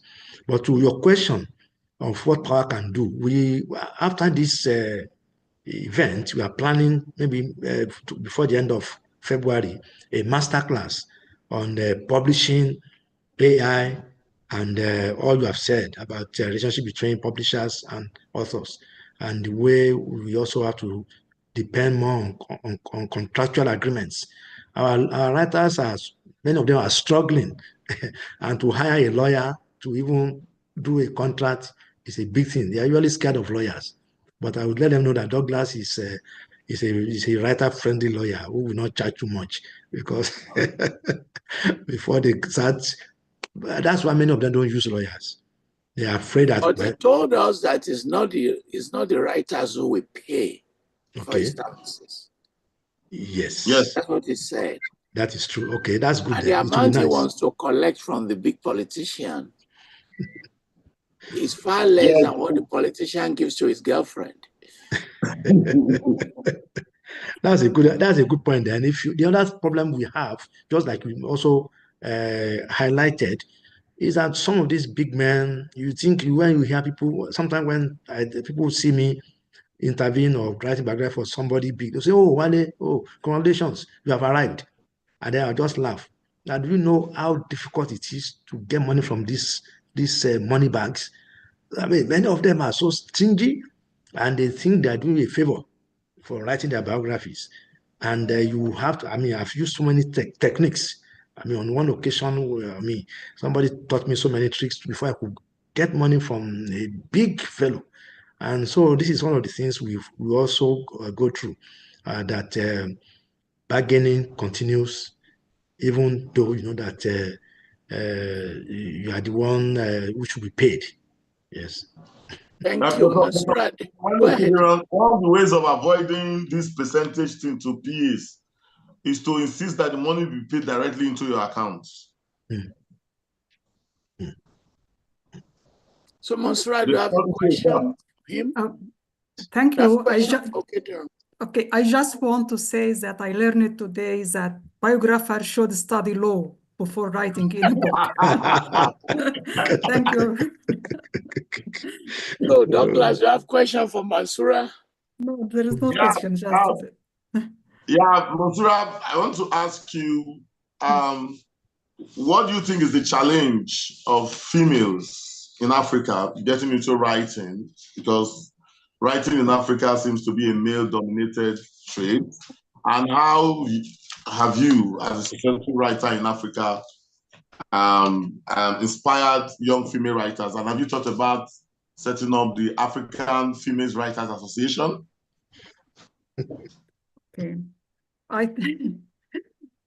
think it's very challenging to be a female writer. I'm talking about Egypt and the Arab world. I don't know the situation in Africa, but in Egypt, for example, it's very challenging, especially when you come from the countryside. I came from the countryside and moved to Cairo. I didn't know anyone. I came from like the margin. And so it was so difficult for me to begin writing, but I think it was challenging as well because I wanted to prove myself. I have something to prove and to fight for. And in the end, I think I mentioned Iman Mersal, for example. Her book, Traces of Inayat, is like an answer to such questions because she wrote about a woman writer who lived in the 50s and the 60s, and she was ignored and was like erased. And this happened a lot to many female writers, especially in the 20th century. Now the situation is much better, and we have a lot of prominent female writers, and they are like, we have Nawal Saadawi, for example, and she paved the way to other female writers in Egypt and the Arab world and in Africa as well. So I think the answer is to love what you are doing and to try to don't be against yourself, to feel like you are not a victim. You are a fighter, and I write anyway, and I prove myself. And in the end, no one can kill a gifted and a fighter, a female writer. She will prove herself, even if she happened to be victimized, like Inayat Zayat. She will find someone like Iman Mersal to recover her voice. Thank you very much. We now want to go to our members of our audience to make their contributions. I've seen the former president of the Historical Society of Nigeria here. Maybe he's planning on writing on my biography. And he can go and do the rate with Douglas. I've seen a poet, major poet, who just released a new book 2 weeks ago. And a number of other figures. Simon Mary Aikoa, please, your question, please. Please, sir, your question. Thank you. Thank you very much. I really enjoyed the conversation, the humor you also brought to the conversation. That was fun. Oh, by the way, I'm calling from the United States. I appreciate the fact that, first of all, I sign documents to write, but I never get any money. That's just the point of the reality. So maybe I should switch career and start writing stuff like you guys do. I have some comments I want to say before I throw the question out. I had a little disagreement with you, Professor Falola, when you talk about writing as an ego-oriented biography, process. The one they are writing about, not the writer. Yeah. Even with that, I would rather say that even when we write biographies, the subject of the biography is also trying to make sense of their own existence through that. They find meaning and intentionality and purpose in their lives when they read those works. And because all writing is disruptive by their nature, whether we like it or not. But that said, I'm particularly drawn to the last comment made by Douglas, which I want to pick up from. And Mansoura also touched on that. I'm curious how what effort is being made to decolonize the legal and contractual processes involved in writing. Because yet I noticed that you were all touching and leaving it, but not in an in-depth engagement. The decolonial consciousness in writing, because you are still using models, Western models of writing of Africa's narratives. And the African audience has been colonized as well. So its own interest, imagination is still within that framework. How do you decolonize it? Yeah, I'm being conscious of Ngugi wa Thiong'o as an approach. So how do you all write in a manner to decolonize the memories of even the subjects, the audience, and the authors themselves? I knew, Mansoura, you talked about women writers. And it's not accidental that there are few African women writing.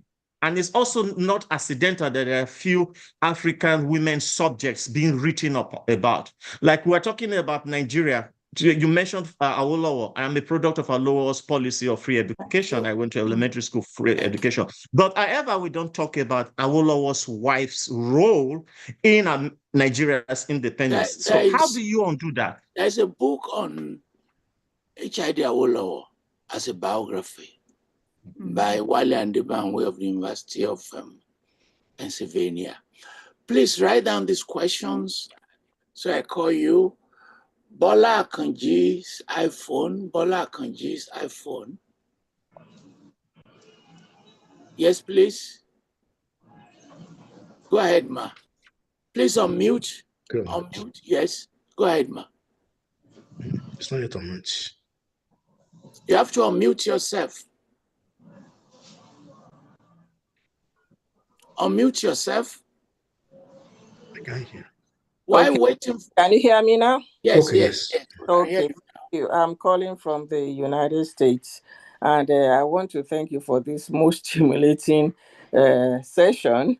And I'm not surprised that, like, I'm listening to a couple of the panelists that I've interacted with who are known biographers now, like Dr. Wale Okediran. We've had a couple of conversations. You looking for a contract to write about you? No. Oh, okay. So anyway, I have a few points to make, maybe question. It looks like biographies have come from the margin to the mainstream. Before, biographies would be targeted. I mean, what's the goal of a biography? Mainly for institutional memory, right? To build institutional memory about some significant public figures for institutional memory. And that is why you have something like the JFK, the center, presidents of the United States set up, this center to build institutional memory. Anyway, biographies have now become like a fad, especially in Nigeria. It has become a political weapon, a political instrument. And people who really, I'm sorry to say, may really have nothing to write about, no lessons for anybody to learn, just to promote their own image for their political gain. And that is why it's important to draw the clear lines, like the panelists have been talking about, because you may run into problems. So one area that I think we need to understand is that the difference between a ghostwriting and autobiography. Now, when you're drawing up out the terms of the contract, are you asking the person just to ghostwrite, and then it becomes your autobiography so that it's going to bear your name? Thank you, ma. Thank you, okay. So that is one question. aspect. Yes, okay. That is one aspect. The other thing, maybe I should just go to biography now or hereafter. Do you want, are there facts that you'd rather not talk about now? And there are sometimes reasons for that. When you're still on a bridge, do you want to break that bridge, or you want to be out of this world? And then if the bridge breaks, other people will sort out the mess. And that brings me to the question of the cult of secrecy in our, especially at least in our country. In Africa, culture of secrecy. There are things we hold so dear, and we think that the public should not know about it. In the process, we lose critical lessons of experience from significant people. I don't know how we're going to, get over that, but it's something that needs to be addressed. I don't know whether any of the panelists want to address that. There are important public figures that we know so much about them, maybe their professional life, their leadership, but there are aspects of their life that carry important lessons for other people, maybe a woman of significance who has serious lessons for other women, but they keep this away from the public eye.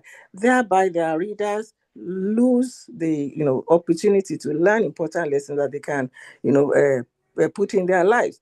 I know I had an experience. I had to try to tease out something from a public figure that is known, very well known professionally, but has a side that I felt was significant. Thank you, ma'am. Much as I tried, it was that culture of secrecy kept it away. I think we lose a lot of Thank lessons. you, ma'am. Thank you. Finally, can I just make the final point that by way of contracting, when you are signing up with a biographer, in order not to fall into that error of revealing what they don't want to reveal, it's about what aspect of that person's life do you want to showcase. For instance, if I'm reading the biography of Wangari Maathai, I know it is focused on her Green Belt movement and the efforts that she made. If I'm reading about, I know people that have significant aspects of their life. So I think it's important to ask that question and draw your terms about what aspect of your life do you want to focus on and leave other aspects in order not to fall into the trap of either misinformation or defamation. Well, I think this session is very stimulating. I wish you could continue. I have other questions. Maybe I'll put to Wale or Thank you. If there's time, we'll bring you back. If there's time, we'll bring you back. And we want you back on Sunday sometime to listen to Delifaro Timi. Tio Mwamadi, I'm calling you by the order in which you've indicated you want to talk. Tio Mwamadi, if you don't, please go ahead. Unmute, sir, and go ahead, sir. Tio. Can you hear me? Yes, sir. Yes, sir. Good afternoon, everyone. Yes. Good afternoon. Listening from Johannesburg. That's near Austin. Very, very impressive 2 hours of masterclass here.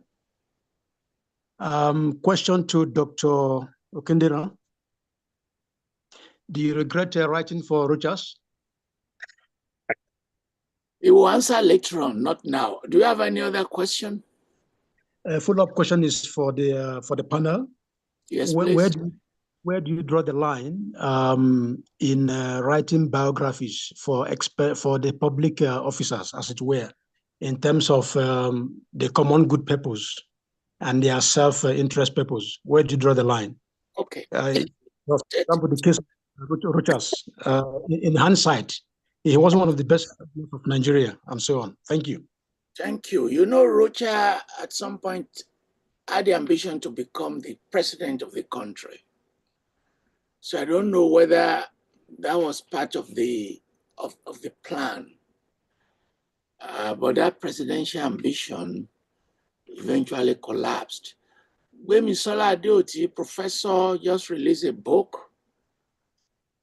on the collection of his poem was just released some 2 weeks ago. Your question or your comment, sir?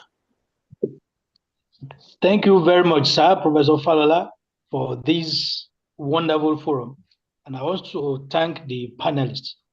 I've been interested in life narratives as a genre of literature. In fact, at the point I studied the biographies and autobiographies of Nigerian military rulers, especially between Babangida and Abacha. Many of the people who had handled Nigerian affairs at that time were writing what Professor Okediran referred to as hagiography in order to repaint themselves. So it's an important subject, it's an important genre, and I think as scholars, we need to continue to interrogate what we have here. My question is this. We talk of authorized biography and we talk of unauthorized biography. For an unauthorized biography, is it possible to write a biography of a living person without the knowledge of that person, without the consent of that person. In my And discipline, how do yes. you go Professor out to research Adeoti, in that? yes. Yes. My profession, yes. You don't need his permission.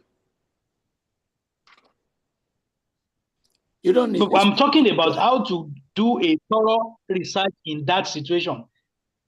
How to do a thorough research in that situation, because as they say, you cannot shave a man's head in his absence. Very good.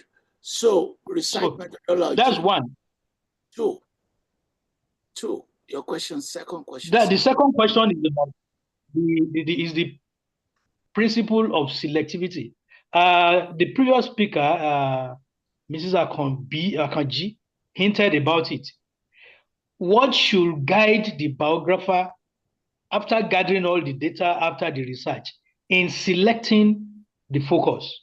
What is essential and what is non-essential to leave out? I think is a challenge that I will have an insight. Thank you. Thank you, sir. Once again. Congratulations on your new book. I enjoy reading it. Gail Presby. Gail Presby. Hello, everyone. So glad to join you. I'm joining you from Detroit, Michigan. So this was such an interesting topic to me because I finished writing a book on H. Odera Oruka, the Kenyan philosopher. Yeah. The life and thought of H. Odera Oruka. So I made it an intellectual biography because I thought it would be too difficult for me to cover his whole life.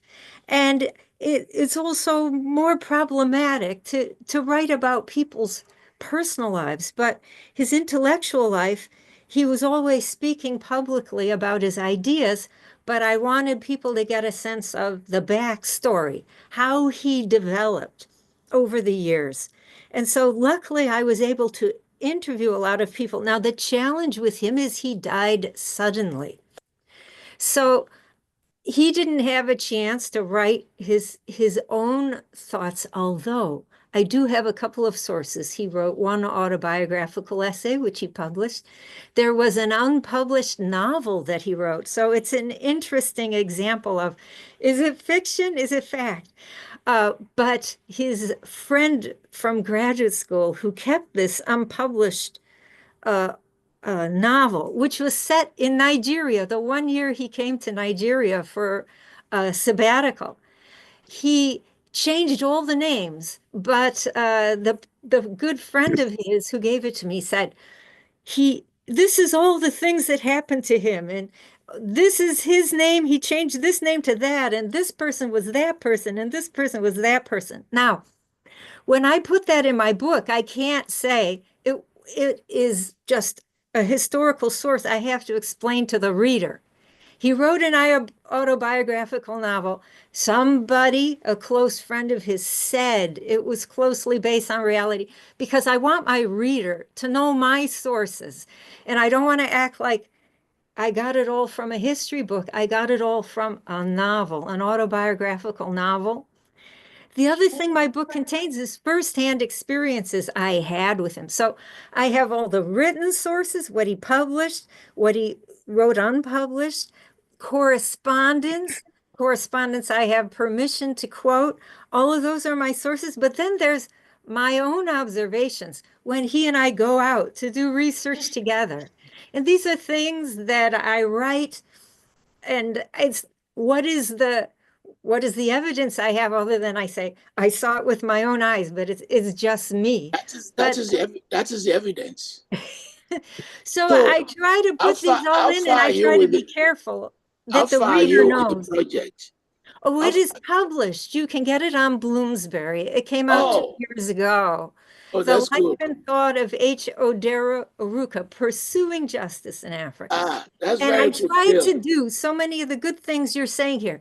Tell a story, tell his story, because he didn't live to tell it in his own words, but also trying to be fair, trying to be accurate. Thank you, and I'm glad you raised this point, because we have many people who have joined us from Kenyatta University. On YouTube, and some names you will see they're Kenyan names. I'm so happy. Mwandi, Nwandi, comments and questions? Nwandi? Yes, sir. Okay, you can hear me now. My name. Yes. Okay. My name is Emeka Nwandi. I'm a professor at Temple University in Philadelphia. I just have a simple question for Professor Mansoura. When she mentioned Egypt and Africa, is Egypt not located in Africa? Okay, thank you. I caught that sentence when he said he doesn't know about Africa because it's from Egypt. Yeah, I caught that. I don't know whether it's a Freudian slip. Babafemi Badejo, Professor Babafemi Badejo.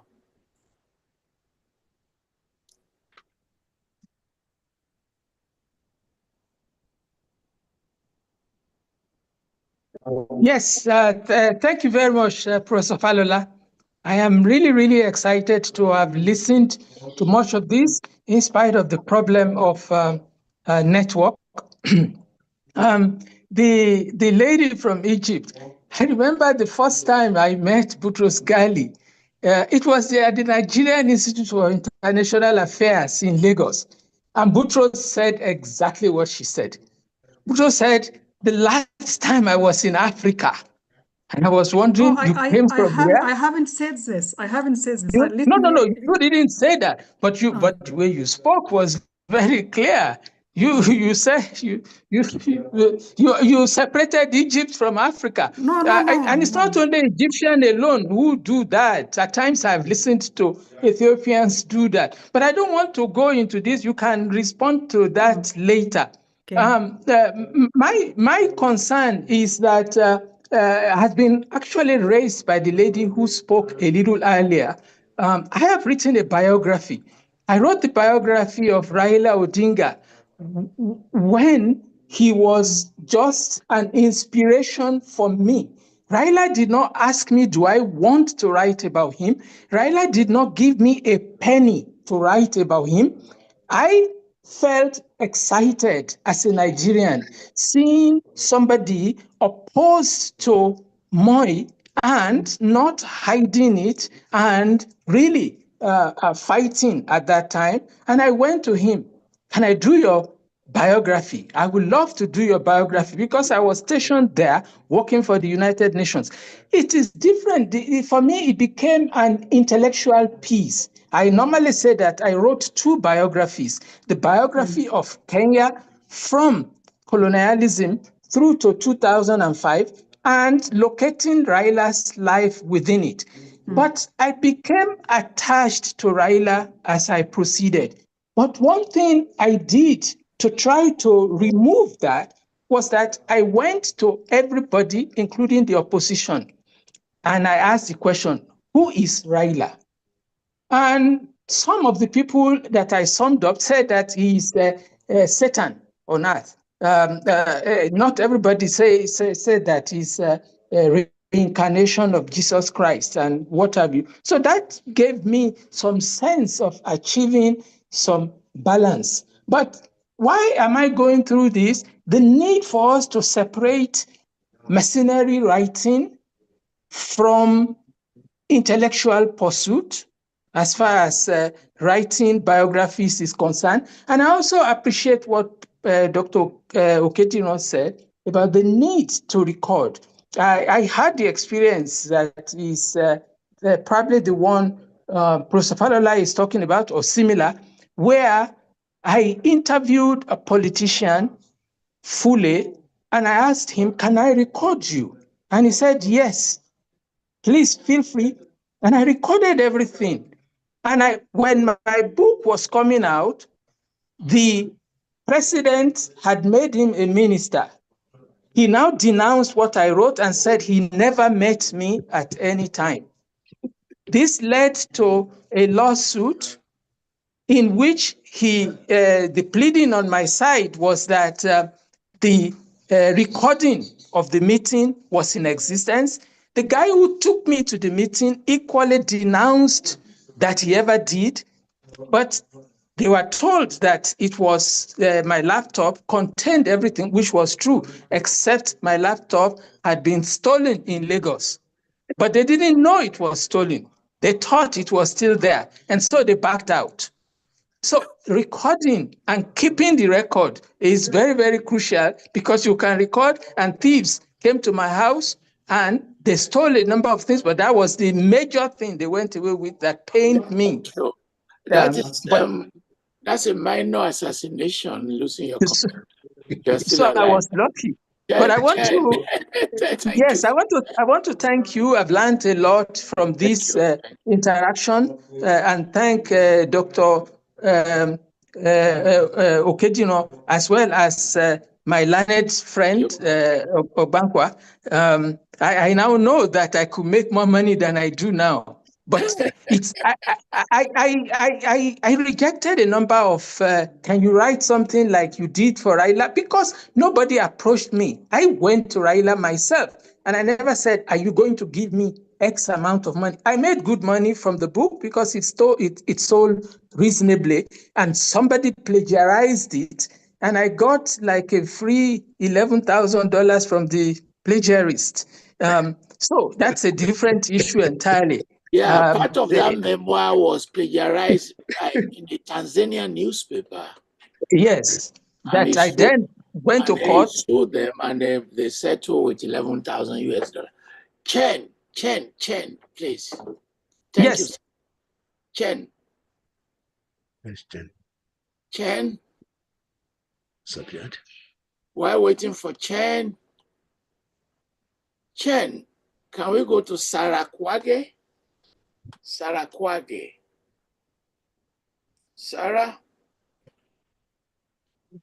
While waiting for Sarah, Jonathan Bildo. Jonathan, please, comments or questions? Okay, thank you very much, Prof. It has been a very stimulating discussion. I want to add to a question that has already been asked. The discussion so far has been about who can pay for his or her biography to be written. How then do we collect biographies of those who cannot pay? That is what Professor Badejo just told you a moment ago. You can on your own say you want to write about Falola. That is your intellectual project. I don't have to give you any money. That's what Professor Badejo just said. He was interested in writing about Raila.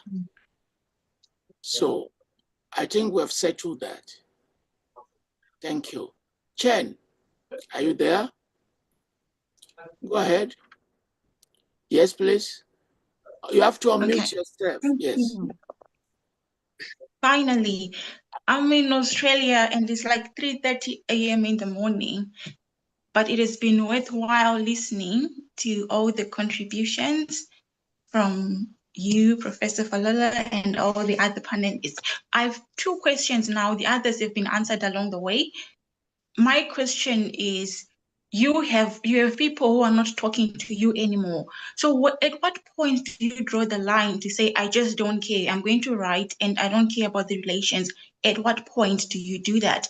And the other question is on the professor who just spoke, said he approached Riley Odinga. I want to write about someone, but because I don't have the contact, how best do you suppose I approach such a person? I believe Professor had some contacts. So let me quickly answer those two questions. You can locate anyone you want to locate. It's just through your own persistence of locating the person. Internet, talking to people. If you know the city where the person is located, you eventually locate him. On the 23rd, we are going to talk about Ogot. I was the one who located Ogot, Betuel Ogot. I went looking for him, you understand? You can locate anyone. As to the other one, it's your personality. Your personality to process conflict, anger, disagreement. If you are the church-going person, you don't want to offend anyone, writing that is controversial may not be what you want to do. Because anything that is expensive that will cost you your peace may not be worth it. But me, I don't process fear. I'm not I'm never afraid. And I'm not seeking likeness. I don't want people to like me. I don't write because I want you to clap for me. So I already have internal liberation. Sarah Kwage. Sarah Kwage. Sarah, we're waiting for you. Yes, please unmute yourself. Thank you, Prof. And thank you, presenters. I'm so glad that I joined this conversation, and I've learned a lot from the conversation, especially as it regards to biography writing. Just like Mansoura said about women and the writing about women, like she was trying to say about Africa and women in Africa. Of course, in Nigeria, a lot of women have been writing, but writing on women is one of the areas that it's not very, people have not been writing about, especially the biographies of women, and those women that have not been very, prominent in the society. I believe that, like Prof said, history is written, biographies are written in the context of history. And history cannot be complete when we write only about women or men that are prominent, but there are women that make up history that people have not been writing about. And I believe that more should be written about them. And these women are the ones that make history. And many times people don't write about them. And they die with their stories. They die with what they know. They die with so many things that they have done in the country and in the place where they live. So thank you. You've made your point. Thank you. Yes, thank you. You've made your point. Bill Indy. Bill Indy? Oh, now this is you. You are based in Atlanta, right? Yeah, I'm based in Alabama. Thank you. Alabama. You are the president of the Writers of African Origins in the Diaspora. Yes, president of Writers of African Origins. Why am I not a member of your association? Well, no, you are a member of that association officially. It is not like you are excluded. Okay. I still have to get in touch with you because we work on putting a number of things together. So what is your question? I don't have a question, but I just want to applaud this panel for what it has done and give a few remarks on what I have heard. I have worked on something which is not a biography, but very close to it. I know I just finished writing a book, and it is about a well-known figure, Professor Wale Okediran, who has spent most of his life as a space nut, and it is something many people don't know about. Okay. But the way I approached the writing was very different from a biography. I wrote 40 sonnets about him and conceived the 40 sonnet with the mind of a space nut, with the mind of an engineer desiring to travel to space. You are a poet. I spent some time. You are a poet. That's understandable. I spent some time with him, and we had conversations, and I dug deep into his mind, and I realized the conceptual framework of his thinking was not different from that of an engineer.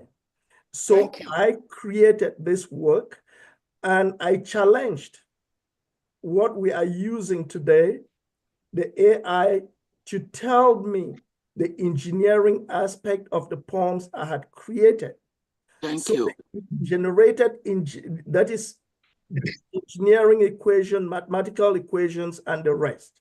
Thank you. So I merged these two together, and I think what we are doing is very important and must not be let go. Like many people have already commented, writings, history cannot be complete if it is only one-sided. Thank you. So we must be intentional in making sure that we complete the histories. If we are writing even the history of influential people, we need to hear from people who know them, who are not in the spotlight, tell their own side of the story. On one last note, I heard talks about recording. Recording is good, but it will defeat the purpose if you lose the recording, like Professor Babafemi Badejo just pointed out. If you lose it, nowadays we have possibilities of saving information in a way that will never lose them. Thank you, Bill. Email copy to yourself, save it on the cloud space. Thank you, Bill. Always retrieve. Because we still have 5 more people. Thank you. And I just released a book on Achebe by Bloomsbury. Halima Abdulaziz. Halima Abdulaziz. Hello, good evening. Good evening. Good evening. Thank you. Yeah, I'm happy to be part of this panelists and organizers. And I kindly want to appeal that this class be recorded next time. We record everything. My question is... this is already recorded. Okay, that's nice. Yeah. Thank you, sir. Yeah. So my question is, as a young writer, you have a subject approaching you for biography, but they find it difficult to give you all the angles you need to write about. So how do you persuade them? What strategies do you use to persuade them to trust you with their information? Thank you. To answer your question, Dr. Chigozie Mbandua. Apologize if I do not pronounce your name very well. Chigozie. Yes, please. Go ahead.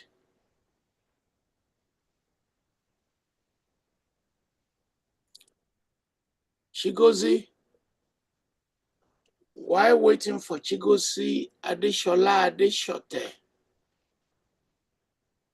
Adeshola, yes, please. Go ahead. Yes, Prof. Good evening, sir. Good evening. Yeah, thank you for the presentation, sir.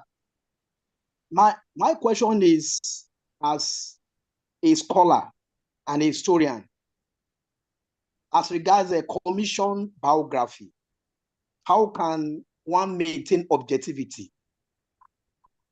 Okay, Mansoura and Dr. Okediran will answer your question. And finally, Professor Bridget Tibor, your question or your comment. You are writing about your mom.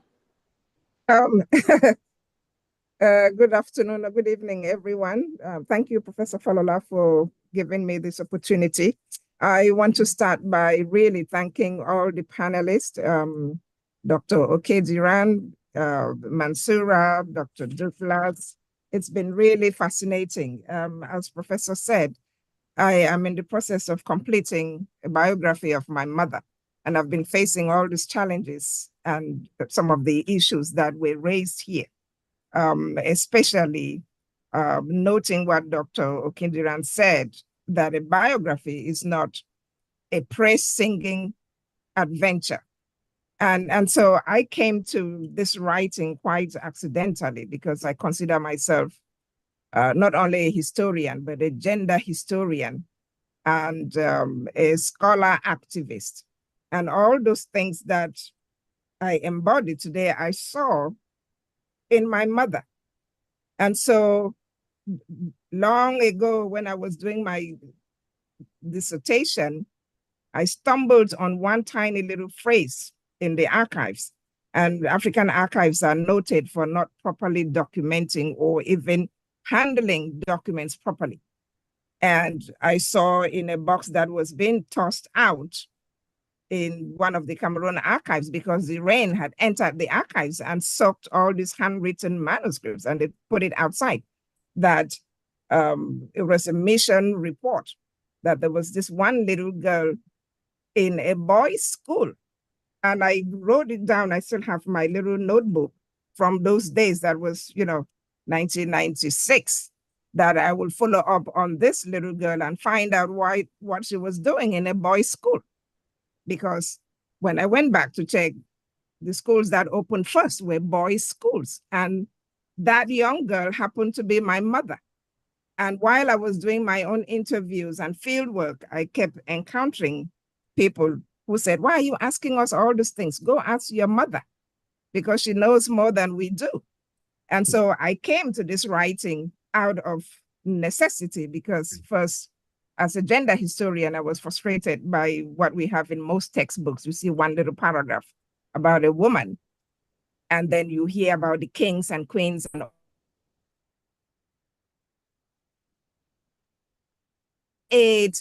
nobody talks about who did the cooking and who did the cleaning. And so, to cut a long story short, I just have one question to all the panelists. How do you separate the personal from the public, if at all it is possible? Because that is something that I grapple with. And in my case, I can say that my mother has 9 lives like a cat, and it's all public. But sometimes you really do have to draw the line. So how do you do that? How do you separate the private life of your subject from Douglas has disappeared.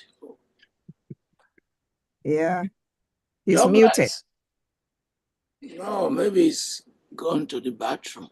So, well, thank you, because I wanted to ask Douglas how you have to draw up a contract between you and your mom.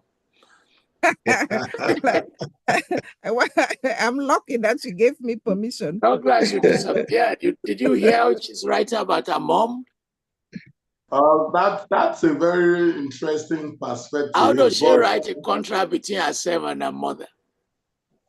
Yeah, they can write a contract. There are 2 parties. What is important at this point is for them to agree on some terms and some conditions. For example, it's not every time that you write a biography that they will have to pay you. Sometimes you can do it for the love and affection you have for someone, just like you have for your mom. So in the contract, it will be indicated that the biography is being done because of the love and affection she has for her mom. And after that, you put the other terms of the timelines and also the intellectual sharing, that sharing of intellectual rights and all that. So because her mom has other kids, and then there could be an exclusivity clause. Can the other kids say, do not write about her mom, she's not your mom only? If her mom put an exclusivity clause there to say that he has given her all rights and given her all authority and consent to write in the exclusion of all the other children, then that is it. Okay. Okay.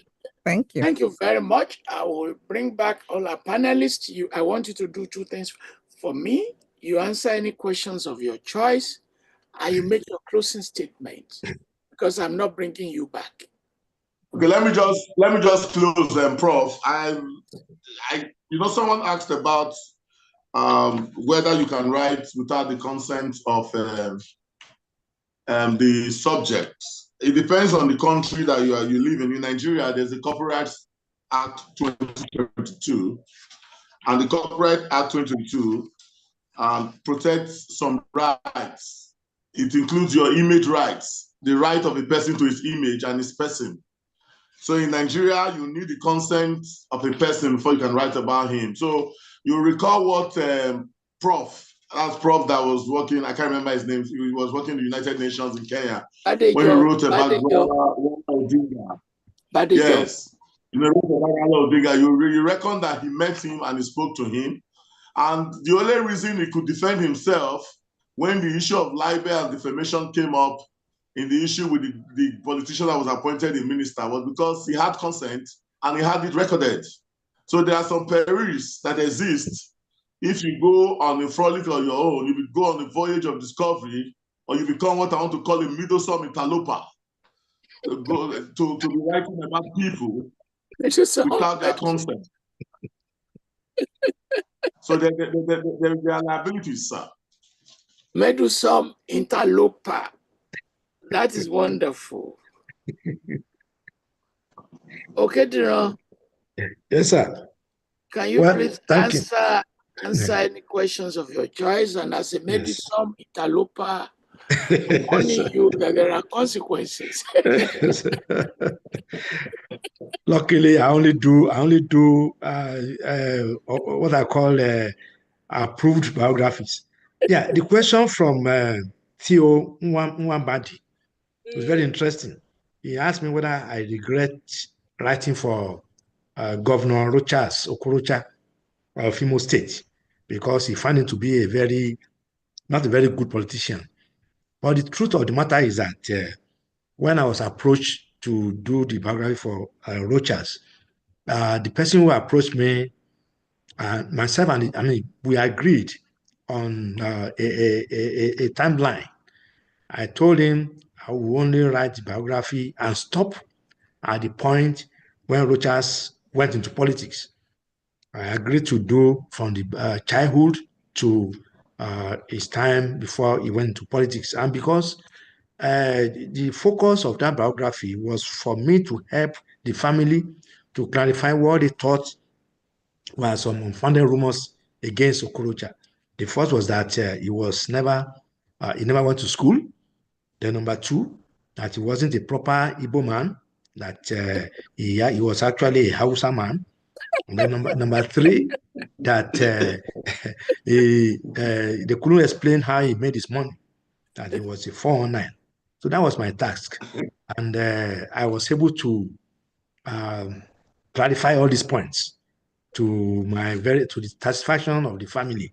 Firstly, I was able to confirm that Okorocha his parents was actually an Igbo man who now took him to the north at the age of 6 months. And that's why he grew up in a place called in Plateau State, very near Jos. I remember now. So that was where he grew up. And all his mannerism, all his livelihood, all his time, adulthood was in the north. His first language was Hausa. We only pick Igbo later on. So that was established. And I was also able to confirm that he was actually a graduate of University of Jos, where he read law. Luckily for him, his teachers were still alive. I was able to interview them and confirm that he was actually a law graduate of University of Jos. I even had a master's in law. And then finally, regarding his course of his money, I was able to confirm that too. His connection with the King of Jos. I was able to get a contract from the Nigerian police through the then police commissioner Gongwok, who gave him the contract to supply vehicles for all the police stations in Nigeria. And he became anyway. So that was where we stopped, because this question had come up several times from people from Imo State. In fact, somebody from Imo State accosted me in the airport and said, "Look, Wale, I know that you need money, but I never knew you need it so badly that you went to write a false biography for somebody." But by the time I was able to present him with all the facts, he now said, "Okay, I agree." And that is the misconception for many African leaders. Sometimes the way they are portrayed in the public is far different from their real life. And I've had that cause to write biography for about 5 African leaders. And I saw that divide between the public perception and what they are in real life. And that is why I believe biographies are very important to help people to. And the last thing I also want to say is that I find that sometimes it's the fault of these leaders. The fact that you are good in one aspect of life does not make you good in everything. You may be a very good businessman And people believe that once they have made money, the next thing is to go into politics and look for power.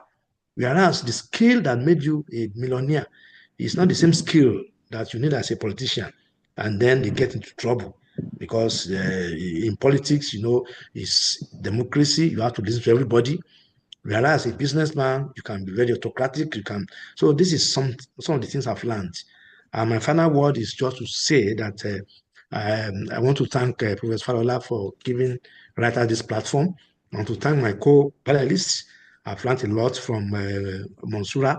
I will call him Yoruba, Mansoura. And then Douglas too, for the legal perspective. But above all, to say that writers, biography writing is still an untapped area that we need to, you can go there and you can make some money from it. And you also learn a few things too. Thank you. Mansoura, respond to some questions and make your closing statement. Yes, I'd like to respond to the question about decolonizing our narratives. But first, I want to explain the point about Egypt and Africa. I just wanted to say that I'm not familiar enough with with the situation of women in other African countries. I am from the countryside in Egypt, so I faced, as I said, a lot of challenges, but I can't speak on behalf of all the African female writers or all the Arab female writers. As for decolonizing our narratives, I think the best and the first method is for the writer to decolonize his mind first. And this might seem like an easy process, but in my opinion, it's very difficult, and it requires a daily effort to decolonize our mind. For me, I was an avid reader when I was a little kid, and I used to read English and Russian and American literature, not any literature from Egypt or I was like in a poor village, and I read what I found, and I found novels that are set in London, Paris, and Washington, Moscow. So I felt that all novels should be set in such cities, and novels only become the West. So I was alienated as a child from my environment. Then I came across Naguib Mahfouz, and I read him, and it was like a shock for me. For the first time, I came across fictional characters that resembles the people I live with. Then I read Chinua Achebe, Things Fall Apart, and it was like an eye-opener for me. So after this, I began to realize that reading an activity that is very useful can be like an useful thing if we are not critical enough to see our situation and our position in the world. Then as a writer, I began to look at my heritage, my own heritage and my own roots, and my way to decolonize my mind was to be more rooted in my own culture. So I began to read the classical Arab literature and the classical books from the Islamic culture and from Africa and the folkloric tale and so on. And I found that we sometimes used to think of literature only as a Western literature, but we have our own traditions that was way too ancient, maybe before they preceded the European literature. So in my writing, I am trying, my way of writing is trying to reconcile classical Arab techniques with postmodern techniques. One of my novels, for example, was about the Arabian Nights. Its title is Emerald Mountain. For me, it began like feminizing I tried to feminize the Arabian Nights.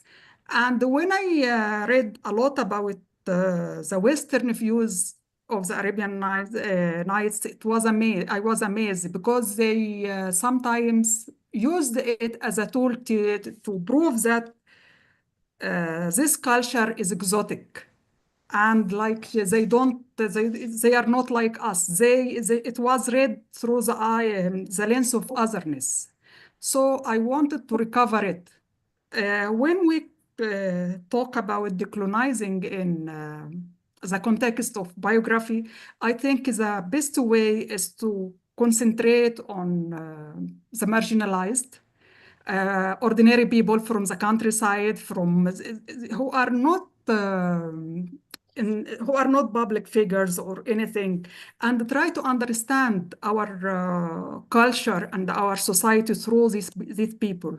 So, this way we can rewrite our history. We can contribute to the human culture in general. And I think a lot of African writers and Arab writers have done a great job in this context. Thank you very much. I want to thank all our crew members, our consultants, our technicians, our partners, the media who will be reporting this, for their participation. On February 16, 2 Sundays from now, we are bringing Dele Farutimi to talk about law, politics, and society. We look forward to all of you. To the members of our panel, we are very grateful, and we hope to partner some other time with PAWA on another great topic. Thank you very much. We normally play music immediately after this, and within 5 minutes, we release a full transcript of this conversation unedited. Thank you very much.